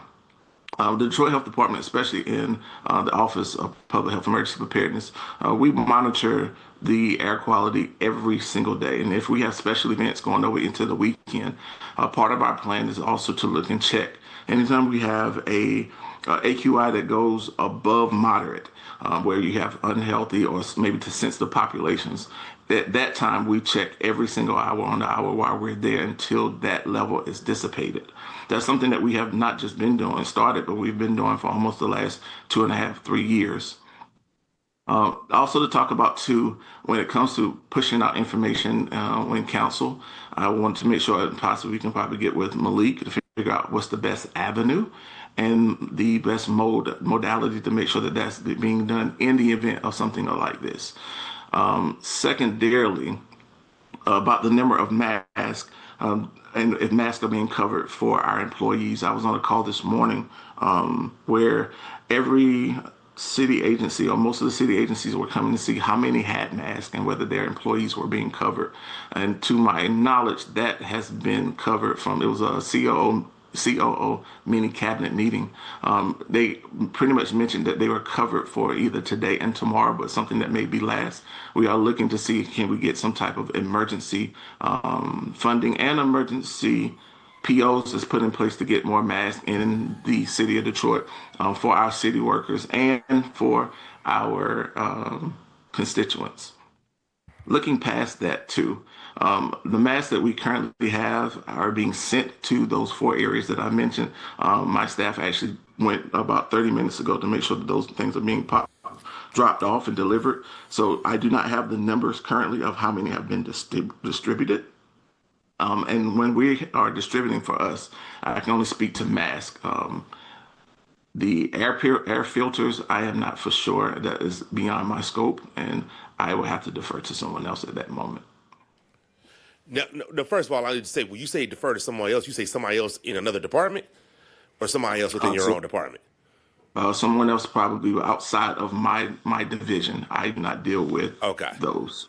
Yes, so I cannot speak to that. Okay, okay, so that's another conversation I got to have with the health department head. First of all, I appreciate what you're saying in terms of me being able to go get the information. I appreciate that, but I should get an update from the health department. I should get a report. I should get a text. I should get an email. I should get a stork. I should get a firework. I should get a dog I bite you. I should get something for the health department. When I go outside and I look at what I'm seeing outside, that looks like the beginning of every disaster film ever made out there. I should get something directly. So I just want to say that, one. Secondly, I wanted to ask you the questions about what the technology is that we are implementing to be able to make sure that we can respond to this. I know we talked about air filtration. Have we talked about smoke scrubber systems at all? Have we talked about working or partnering up with the fire department for drone-based smoke suppression at all? I just want to know what, or fire retardants or suppressants, and have we also talked about clean air shelters? How many are available? Is there a map that people could go to where they can find out where they, depending on where they live, well, the air shelters that are available to them, where can they go for that? Have we had those type of discussions? Is there a plan like that laid out?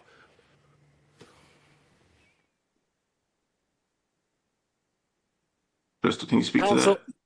Council member Calvin, Crystal, may I? Hi, everyone. This is Ali Abazid, Chief Public Health Officer for the City of Detroit.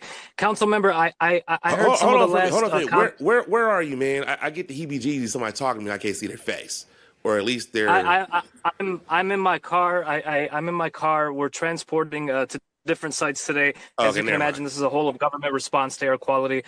Is there anything that I can respond to directly, or can I comment on a couple of the things that were just said in the last few minutes. Oh, go ahead. If you want to comment on the last things that you can say, and then you can talk about air filters afterwards. Oh, there you go.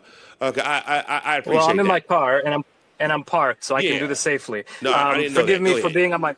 Forgive me for being on my phone, Council. Right. Thank you for having me, Dr. Freeman. Thanks for sharing some of your thoughts there. I heard the tail end of it, so forgive me if I'm repeating things that are that have already been said. Do you need me to repeat myself? I just wanted to share that. You got time? Okay. All right. No, the chair said we ain't got time. Go ahead, boss. Can you all not hear me? Yeah, no, go ahead. Go ahead. I'm sorry. Go ahead. Okay, I trust you all can hear me. If you can't, just let me know. I just wanted to share that, since, Dr. Calvin Freeman, the director of our Emergency Preparedness Division, they monitor air quality regularly. And so some of the things that I heard just in the last few minutes is that, when you step outside, you need to be hearing from the health department. We're doing health department things. What I do want to clarify, however, is that air quality is not fully in the jurisdiction of just the health department. We have, for good reasons, multiple departments that play a role in this, including BSEED, including operations, including Homeland Security. And so what we have done to this point, and I'm really proud of the work that the team has done, is that on social media and through traditional media, we've disseminated as recently as early as yesterday, before the wildfire smoke came penetrating into the state of Michigan, that there is going to be a statewide air quality alert. And also we provided health guidance on what these AQI measures mean. Since we learned that the AQI reached a hazardous point as of early this morning, we then communicated again with the public across all of our socials and all of our traditional channels that the AQI is in a hazardous range, meaning 300 and up. Currently it's sitting at 500. These are unprecedented numbers, meaning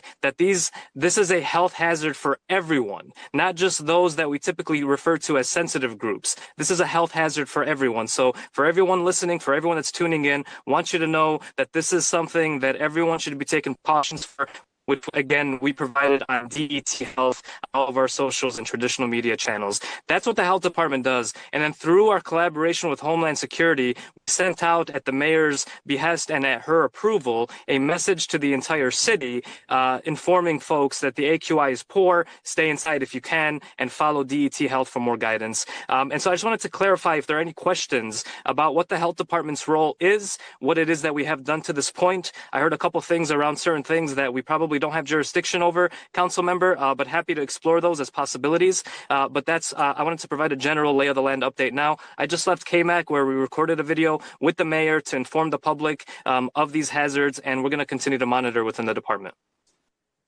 No, listen, I appreciate that. I mean, I have a whole lot of questions, but the chairwoman said that we don't have a whole lot of time. So I'm not going to try to push the limit like I usually do.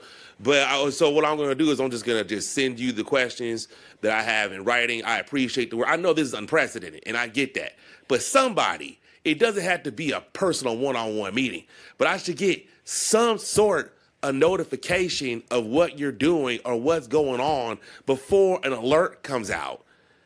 And I'm overwhelmed with having to respond to something that I don't have the information in my hand about what's going on and what you're doing. And I just want to say, for the record, when we have something like this, it's good for us to have the health department, and I appreciate that, and I appreciate you guys being here. But we also should have people that are here that can answer the question I'm having involving from the fire department. So we can have a conversation not just about what's going on and how we're addressing this, but the technologies that we're going to implement to be able to mitigate this type of thing in the future. Because I understand it's unprecedented. It's going to be unprecedented with climate change and other such things. It's going to be unprecedented when it comes to floods being over there on the east side. It's going to be unprecedented when it comes to Canadian wildfires. We are going to have unprecedented weather events that are continuing to happen. And we got to have some sort of technology and some sort of coordinating plan together and some sort of response team that can respond to when stuff like this happens, so we have the answers and we have the solutions. So I have a lot more questions in terms of backup power and shelters, but I'm not going to overwhelm you with that. Thank you for the info. And the thing you just said about the reduction that went from 500 to 301, that's a big deal. People still might, wear me out, give me the business when I talk about it, but people should know, at least you're out working, doing something progressively, making it better. I don't know that if I'm not updated. All right. Thank you for that. I appreciate you. I will send the rest of my questions in writing. Madam Chair, I'm done. Thank you. Thank you, Pro Tem, and I don't want anybody to believe that I'm saying we don't have additional time to discuss this. This is extremely important. I just want to have you all queued up for NCS at 1 o'clock, and I'm sure Pro Tem will ask his additional questions of you all, because I think for things that the general public needs to be aware of, we should have this conversation publicly for them to be aware, for them to get the answers. And I do just also want to say that there is an intersectionality around many things that we do in this city. We don't necessarily just have one department to respond, but we look for the administration to pull the team together to be able to respond as a city, as a whole. So we appreciate the work that has been done. We appreciate the work that is being done and the work that will be done, because this is something that we weren't necessarily expecting, but we certainly have to respond to it for the health of our residents and the general public. Member Santiago Romero. Thank you, Madam Chair. I will keep this brief and just say to add to our responses, our office reached out to Henry Ford Health to see if local hospitals can give us masks, emergency management as well. It sounds like there might be some support to drop off more masks in other rec centers like Kamini. So we're working on that. We are also checking in with our senior buildings, but quite frankly, this should be already a part of the system of response. So just a suggestion, if we're not already doing this through our Department of Neighborhoods, through our senior advocates, but if we see this happening, we should immediately check with our senior buildings, see how many masks they need, already have those set aside and drop those off to seniors. They can't go to our rec centers to be able to pick up these masks. So just a note for something else that we need to be prepared for when this is to come, because it seems to be a regular summer cadence now. So we need to be prepared. Thank you, Madam Chair. Thank you. Any reflection?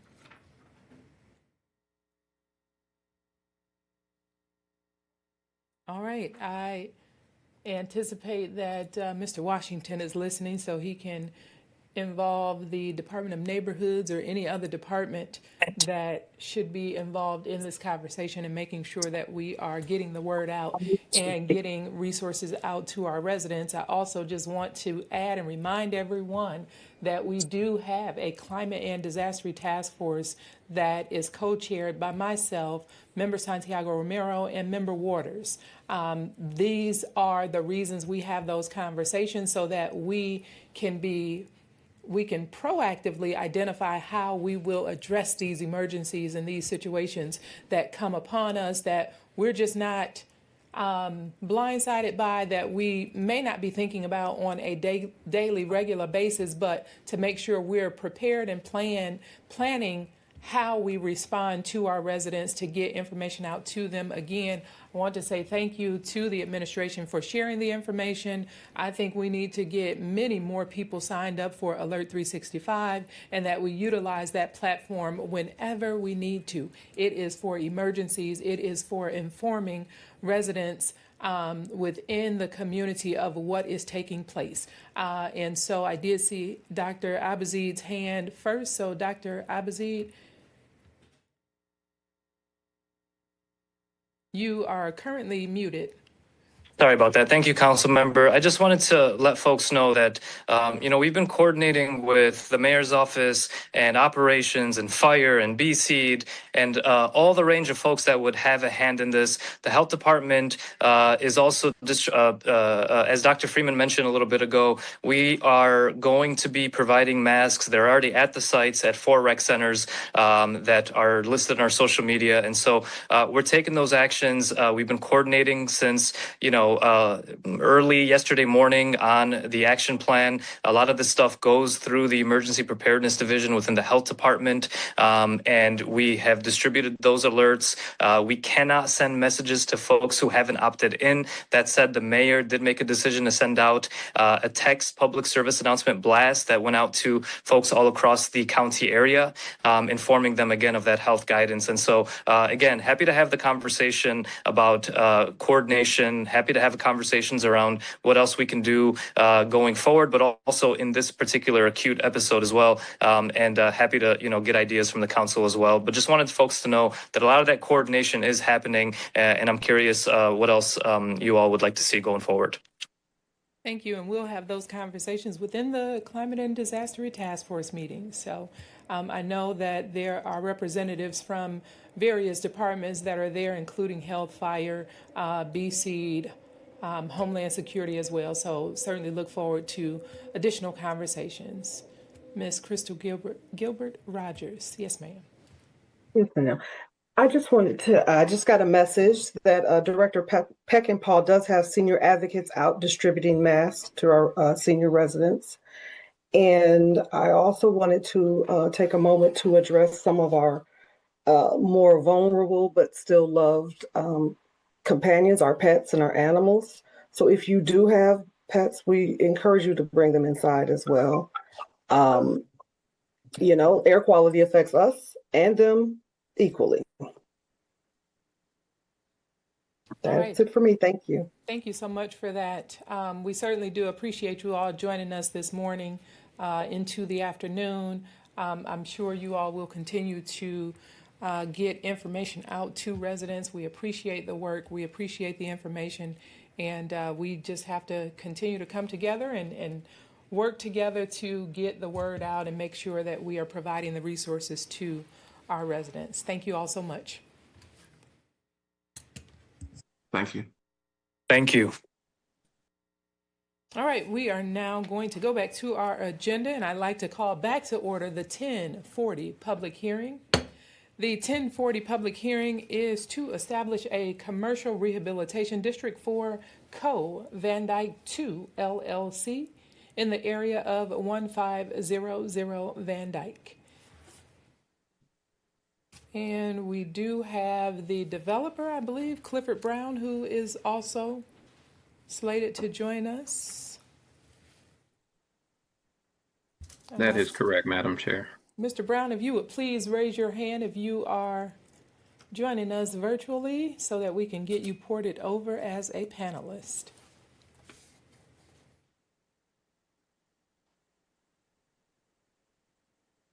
Madam Chair, Mr. Brown is a panelist. Thank you. All right, who would like to, would you all please introduce yourself for the record? Justice Cook, Housing and Revitalization Department. Good afternoon, Alton Williams, Detroit Economic Growth Corporation. Afternoon, and Mr. Brown, if you can please, there you go, introduce yourself for the record. Hi, my name is Clifford Brown. I'm the president and CEO of Woodbourne. I'm also the owner and manager of Co. Van Dyke and Co. Van Dyke LLC. Good afternoon. Who'd like to kick us off? I will. Madam Chair, Co. Van Dyke 2 LLC is requesting a commercial rehabilitation exemption district in the area of 1500 Van Dyke, Detroit, Michigan. The legislative body of a local qualified governmental unit may establish a district on its own initiative or upon written request filed by an owner.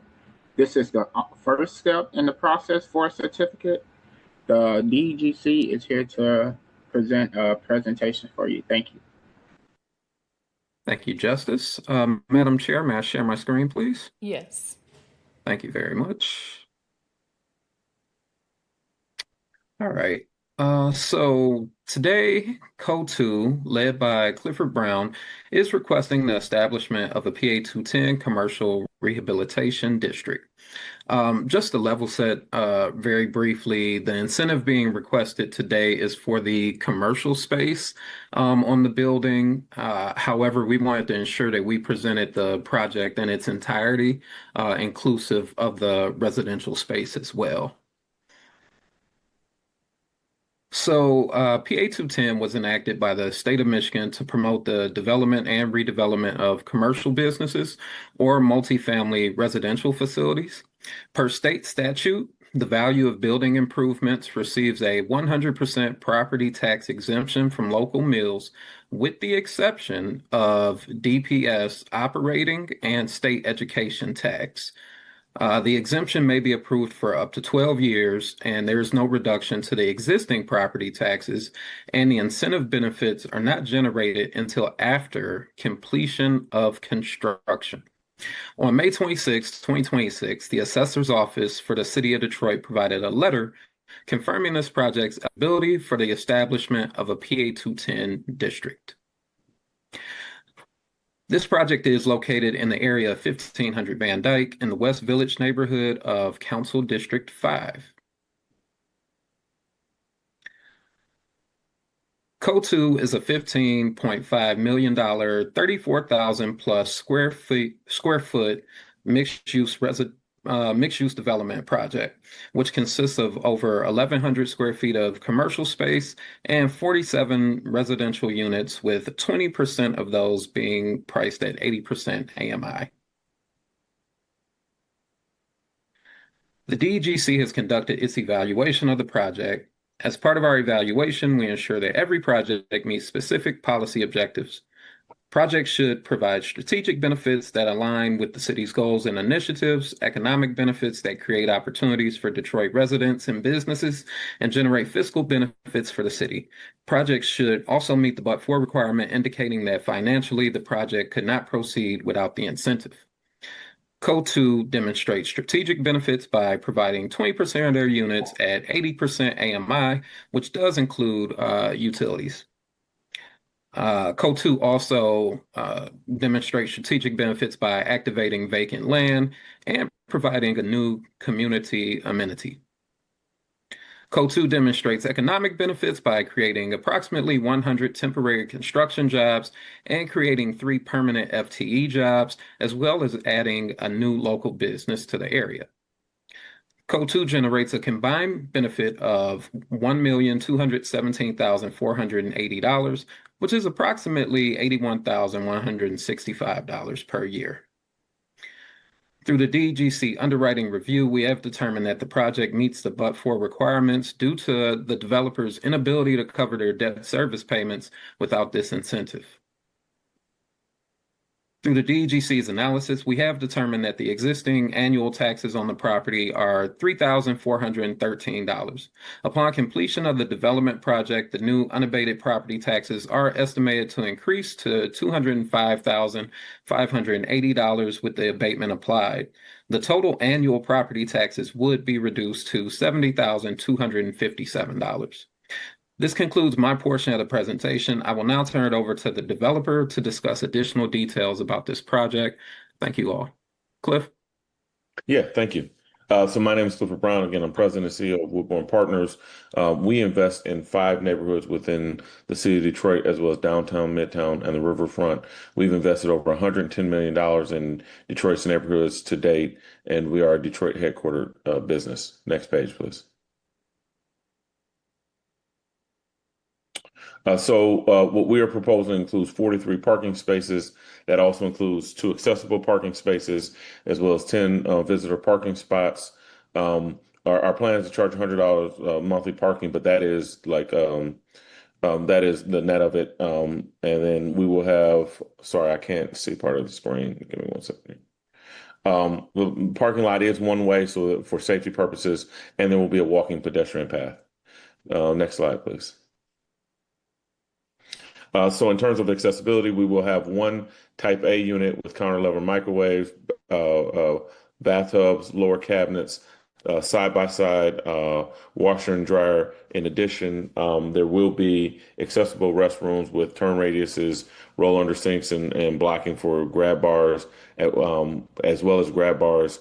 There will be a 0-step entrance. The total number of type B units are 46. 8 will be on the first floor, and all type B units are adaptable to be type A as needed. And then we have elevator access on all levels, as well as 0-step entries.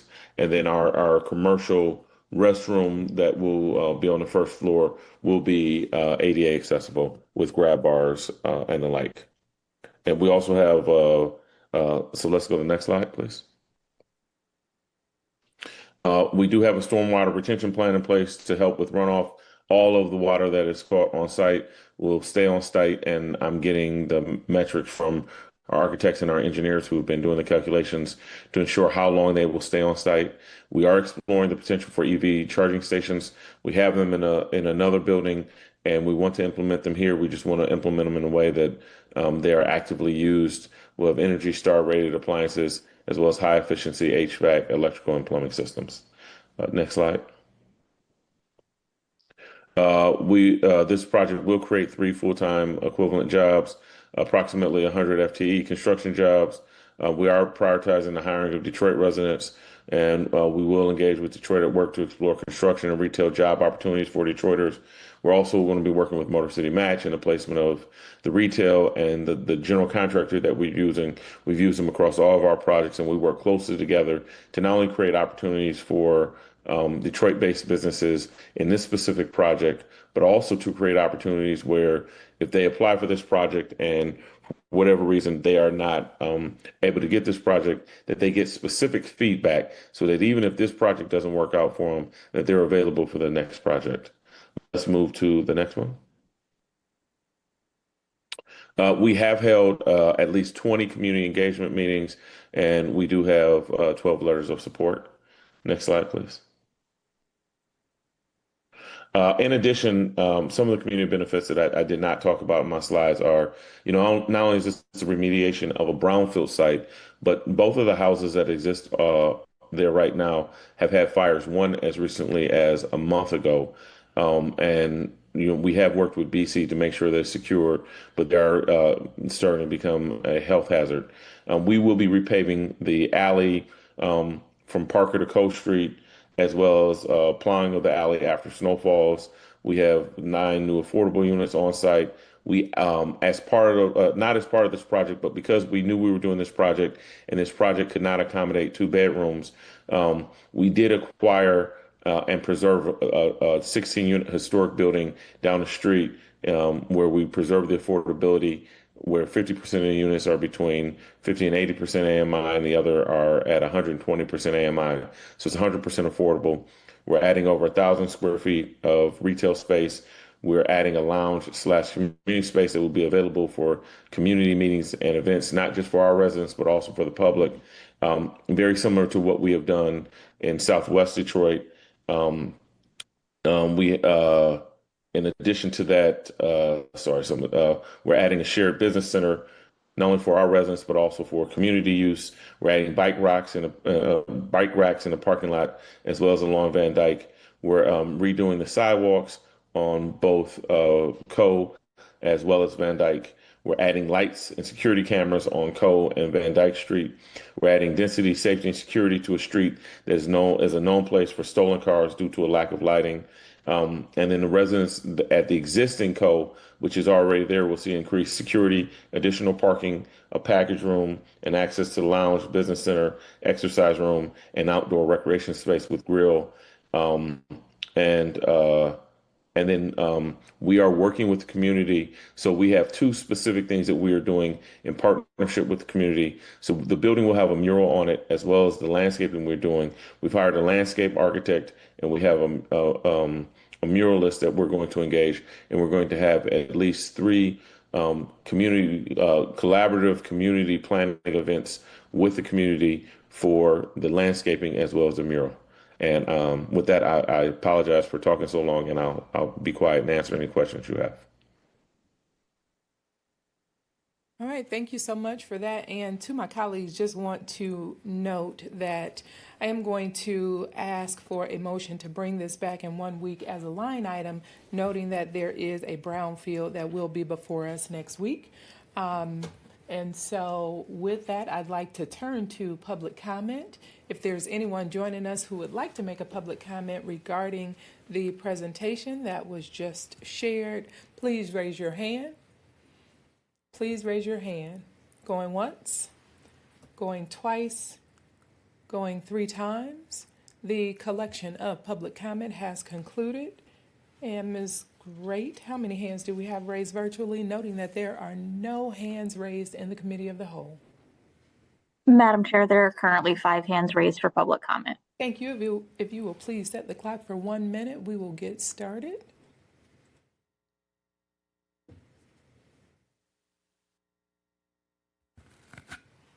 Who do we have first? Our first caller is Cindy Dara. Cindy Dara, you have 1 minute for public comment regarding the public hearing.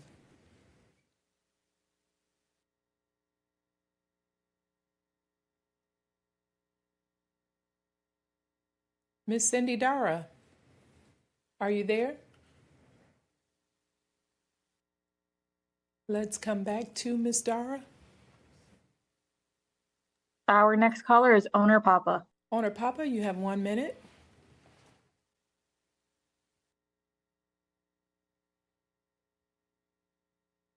Owner Papa.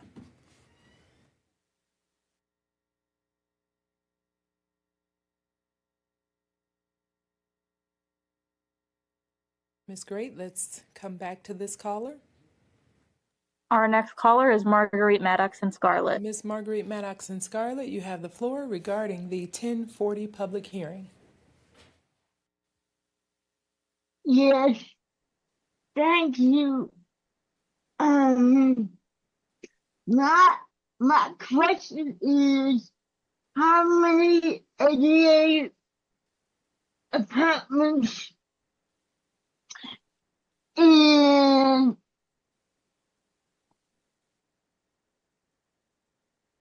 are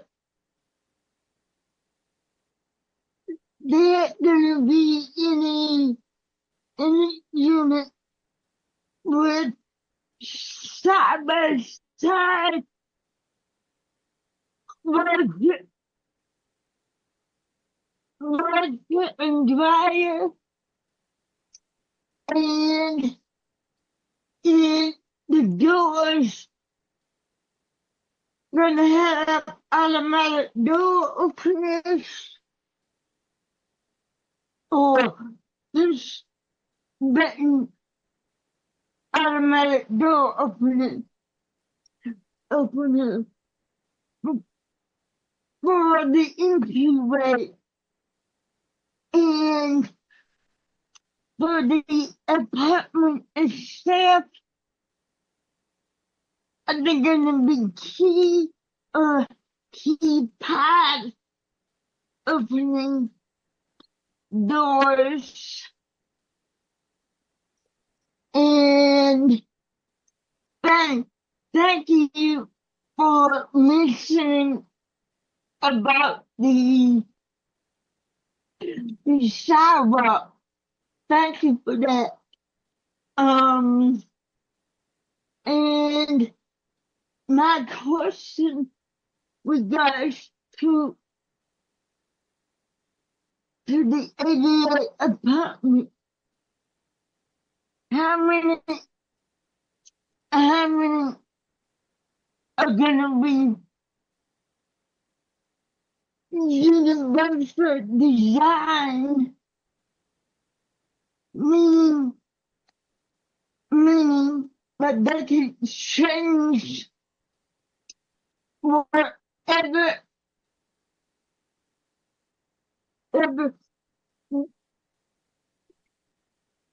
disability that they have that they can meet their needs. And how many parking spaces are gonna be available for ADA and people that are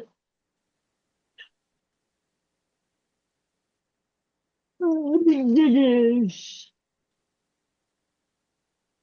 And one more, please make sure that they have room or people who have assistance dogs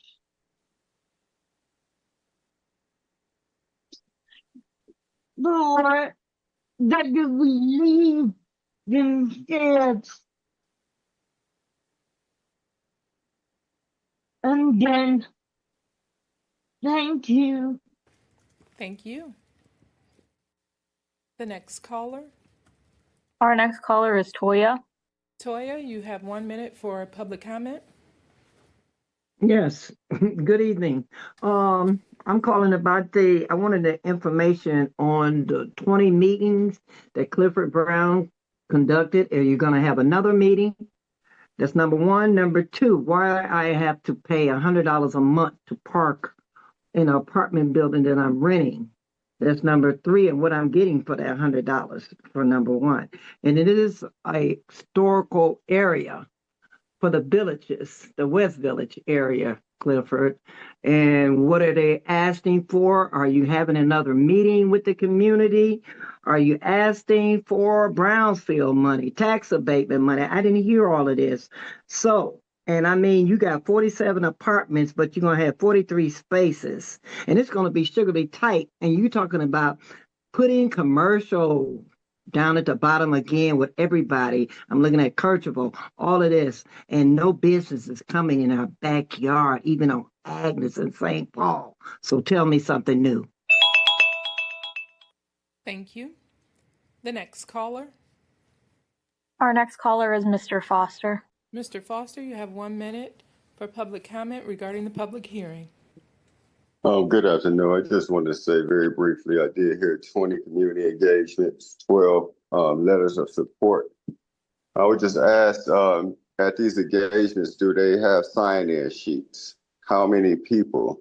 More recently, what I've seen is that organizations that speak on behalf of people, sometimes they incentivize themselves and deceive the people in which they're trying to represent. So I think that's important that we start to take account of individuals, their perceptions, their perspectives, and their supports until that we can really fully engage what the leaders are or block club members or whoever it is, where they stand at the integrity of them. I think that at each one of these engagements, anytime these businesses come in or DGC say they have community engagement, it should be documented with sign-in sheets as well as somebody identifying whether they support or disagree. Thank you. The next caller. We are going back to Cindy Dara. Cindy Dara, you have 1 minute for public comment regarding the public hearing. Ms. Cindy Dara, are you there? Going once, going twice, going 3 times. Ms. Cindy Dara, if you'd like to make a public comment regarding the public hearing, please reach out to the clerk's office and your comments will be placed on public record. Who do we have next? Our last caller is Owner Papa. Owner Papa, you have 1 minute for public comment regarding the public hearing.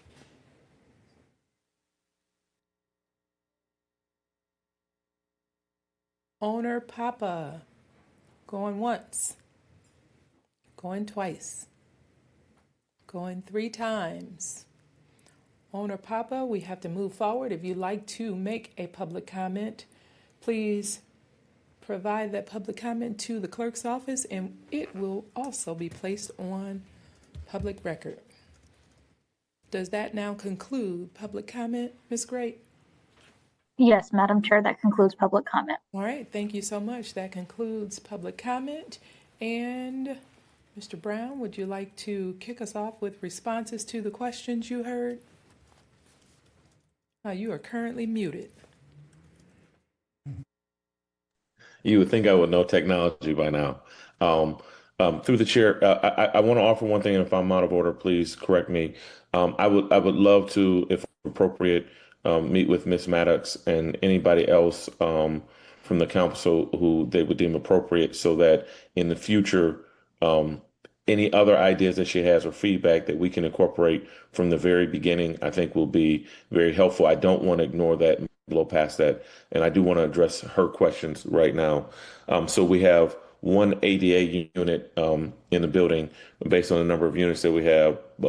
We do have in that unit, we have side-by-side washers and dryers.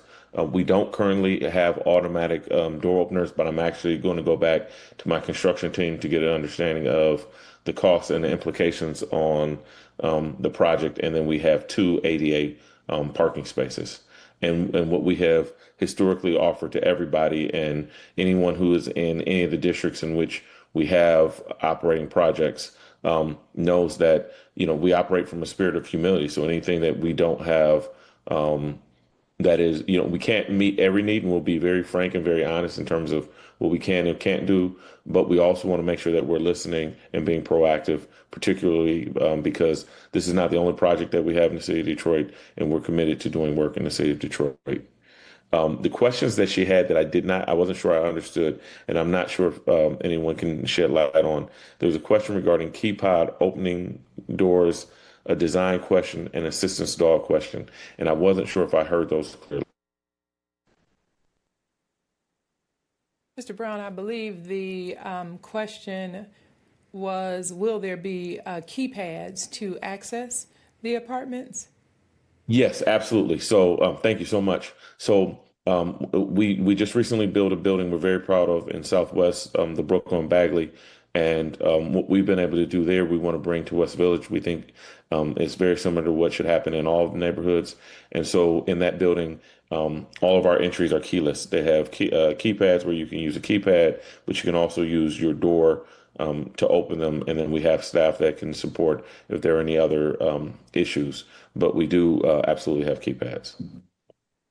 Thank you for that. And if you can, if anyone can respond in regards to any additional community meetings.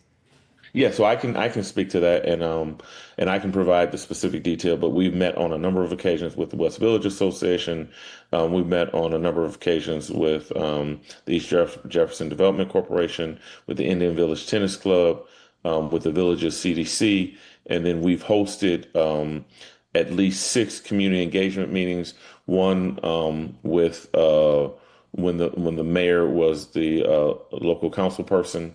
And then we have attended a number of the 5 Alive community meetings. And then most recently, we had a public hearing with the Brownfield Development Corporation. But prior to that, we've had, I want to say we've had 3 to 5 meetings this year. And we have regularly kept, and I don't want to make it sound like an endorsement. I never want to speak out on behalf of another organization, but we have actively, whenever anything is going on, actively communicated with both the Villages CDC as well as the West Village Association, particularly the most recently when we had the fire, so that they had an update. I sit on the Brush Park CDC board, and I realize as a developer how hard it is when you're trying to meet all the different parties that have a vested interest. And so we have tried to document every single meeting that we've had, as well as keep a login sheet. Thank you for that. In regarding to the parking spaces, we actually have, we are in alignment in terms of the number of parking spaces for zoning, but we actually, as part of the feedback from the community, because we have a list of concerns that the community previously had, and we tried to address each of their specific concerns, and one of them was the parking. And so we've actually added more parking back than was required or requested by the planning department. So we do have 43 of 47 spaces. And then the retail that we're planning there, we want it to be community-based retail that is more of a walk-up than a park. And understand that with the 43 parking spaces, we're also, as part of our work on Coast Street, we are opening up, I think it is 10 additional parking spaces on Co. So there actually will be a total of 53 parking spaces, but 43 that will be dedicated to this project. Thank you, Mr. Brown. Because we do still have to complete the remaining of our agenda, and I know you'll be back next week for the Brownfield, can you just briefly answer the question around support animals being allowed Yes, absolutely. We do allow pets in all of our buildings. We do have a breed restriction and a weight restriction, but obviously, if somebody has a letter from a doctor, even outside of that, there's only so much we can do. But we do engage with that resident to ensure that they know. Like typically, we have families in our buildings in terms of young kids, and we have older people, and we have accessibility needs in our buildings, and so we want to make sure everybody is safe and secure. But we do allow pets, and we do allow service animals. Okay, thank you. And I am going to reserve my questions until next week, so we have a little bit more time to go through them. Colleagues, is there a motion to bring line item 8, the public hearing, back as a line item in 1 week? Motion. Hearing no objections, that action shall be taken. Thank you so much for Thank you so joining much. us, and we will see you next week. This Thank now you. closes out the 1040 public hearing. And we are going to move to unfinished business and move through this agenda very quickly so that we can make way for NCS. Colleagues, without objection, I'd like to combine line items 9.1, 9.2, and 9.3. These are all regarding 590 East Jefferson. Is there a motion on? Motion. Is there a motion to send line items 9.1 through 9.3 to formal with a recommendation to approve? Motion to send line items 9.1 through 9.3 to formal session with recommendation for approval. Hearing no objections, that action shall be taken. Line item 9.4, status of council member Mary Warder submitted memorandum relative to follow-up questions on DLBA development activities. Is there a motion to receive and file line item 9.4? Motion receive and file. Hearing no objections, that action shall be taken. Line item 9.5, status of council president James Tate submitting memorandum relative to request for a comprehensive homeless services contract matrix. There's a request for a 1-week bring back. Is there a motion? Motion. Hearing no objections, that action shall be taken. Line item 9.6, status of Councilmember Angela Whitfield Callaway submitted memorandum relative to request for resolution in support of Senate Bill 1053. Is there a motion to receive and file? Motion receive and file. Hearing no objections, that action shall be taken. The resolution is line item 10.8. Moving on to new business. Without objection, I'd like to combine line items 10.1 and 10.2. 10.1 is contract number 6007918, 100% CDBG DR, that is disaster recovery funding, to provide funds for the alley sewer repair program for inspection, rehabilitation, and replacement as needed. Contractor LGC Global with a joint venture with Detroit Grounds Crew, a District 4 organization. Contract period upon City Council approval for a period of 4 years. Total contract amount $25 million. And line item 10.2 is contract number 6007920, 100% CDBG DR funding to provide funds for alley sewer repair project, inspection, rehabilitation, and replacement as needed. Contractor, Major Contracting Group. This is also for a period of 4 years. Total contract amount $25 million. Colleagues, is there a motion to approve or discuss, noting that these two line items are federal dollars that have come as a result of the 2023, what do I want to call it, the weather event we had in 2023. This will address sewer repairs throughout the alleys. Is there a motion? Discussion. Pro Tem Young. This includes in your area, particularly that's considered a flood zone? Yes, Pro Tem Young, this is throughout the entire city. Okay. All right. Is there a motion? Motion to move line on 10.1 to formal session with recommendation for approval. Pro Tem, thank you for the motion to send line items 10.1 and 10.2 to formal with a recommendation to approve. Hearing no objections, that action shall be taken. Without objection, I'd like to combine line items 10.3 and 10.9. Motion.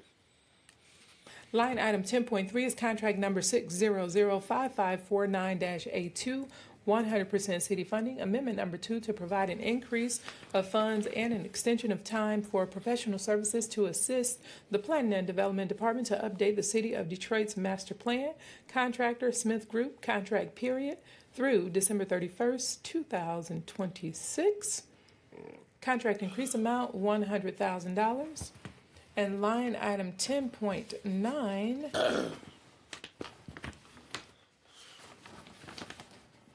line item 10.9 is submitting resolution authorization for the Community Outreach Ordinance Report for the Master Plan Update Contract Amendment. Is there a motion to send line item 10.3 to formal with recommendation to approve, or a motion to discuss? Motion to approve. Motion to approve to send line on 10.3 to formal session for approval. With recommendation for approval. 10.3.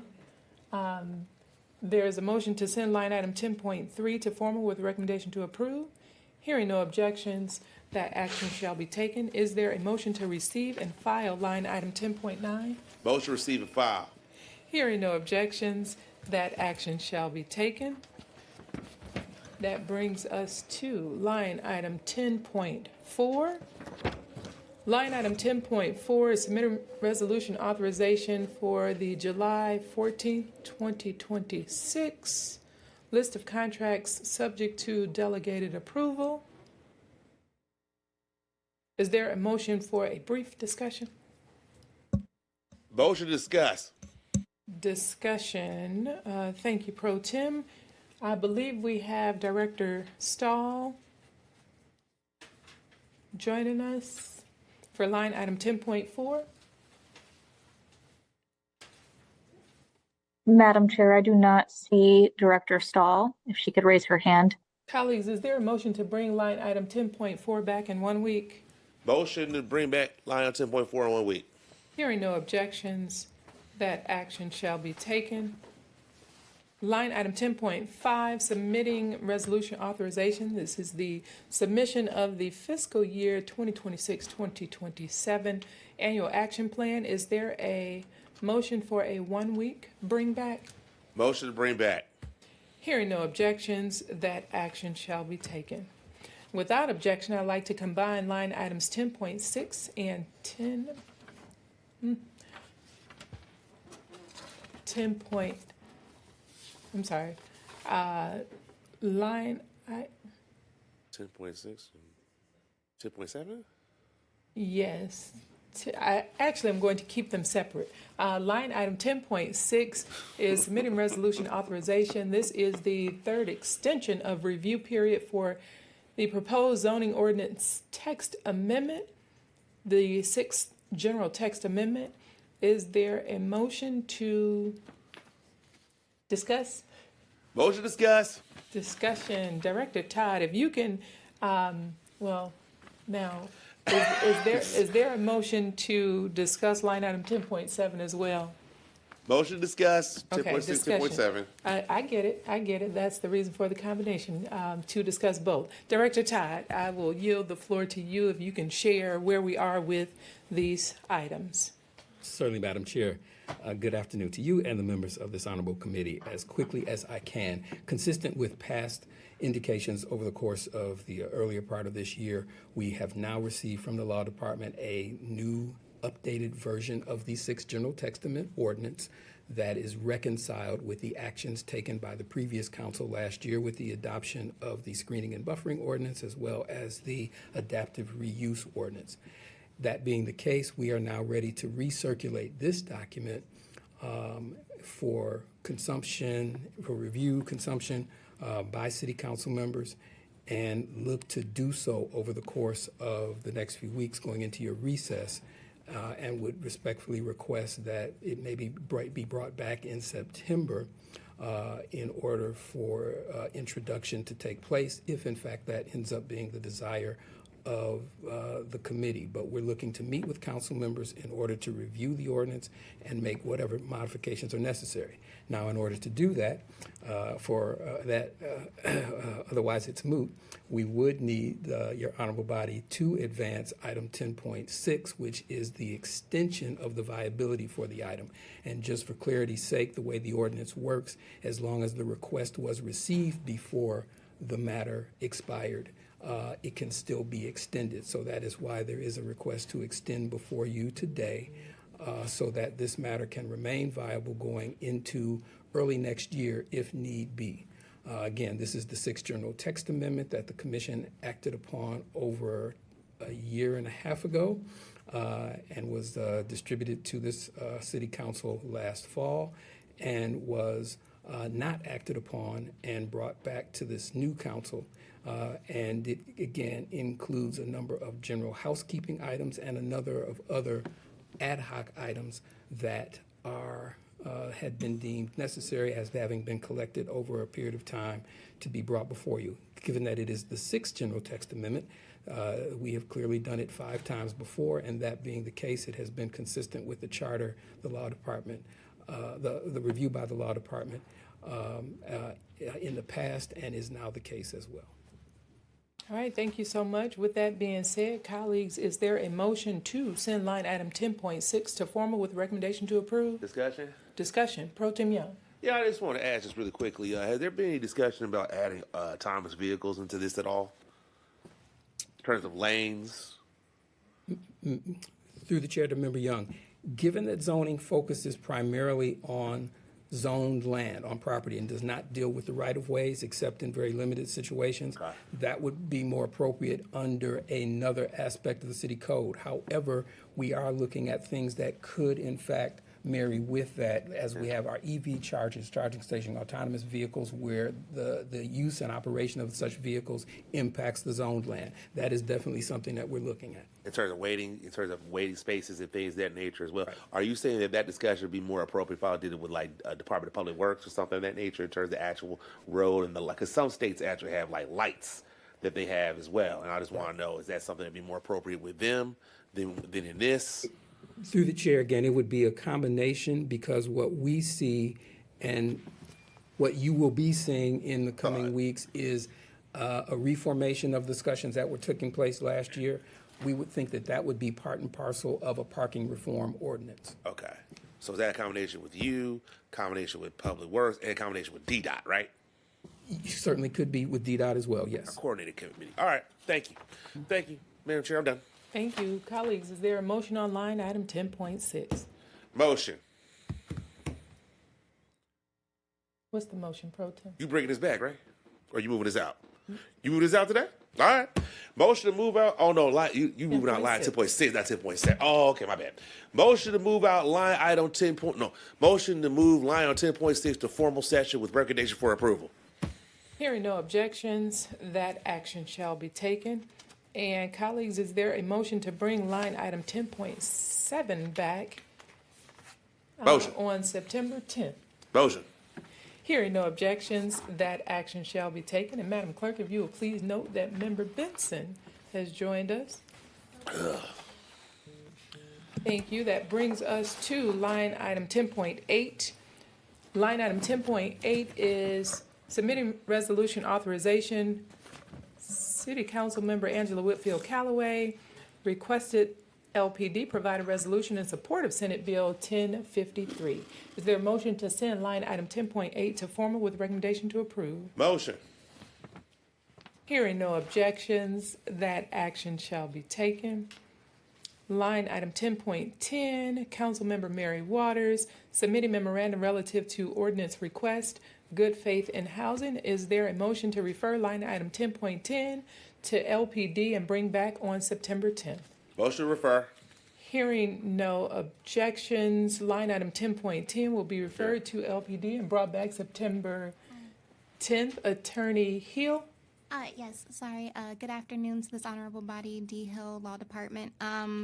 Actually, 10.10 is with the Law Department, and I'm actually going to request that we bring this item back after recess, please. Okay, colleagues, thank you for that. Is there a motion to refer line item 10.10 to LPD and the Law Department and bring back on September 10th? Motion. Hearing no objections, that action shall be taken. Line item 10.11, Councilmember Renata Miller, submitting memorandum requesting a report identifying individuals, companies, LLCs, or affiliated ownership groups that own 10 or more residential and or commercial properties within the city of Detroit. Is there a motion to refer line item 10.11 to the Housing and Revitalization Department as well as the Assessor's Office and bring back September 10th? Motion. Hearing no objections, that action shall be taken. That brings us to member reports. Is there a motion to suspend? Motion. Hearing no objections, that action shall be taken. And without objection, if there is nothing further to come before the Planning and Economic Development Standing Committee, we shall stand adjourned.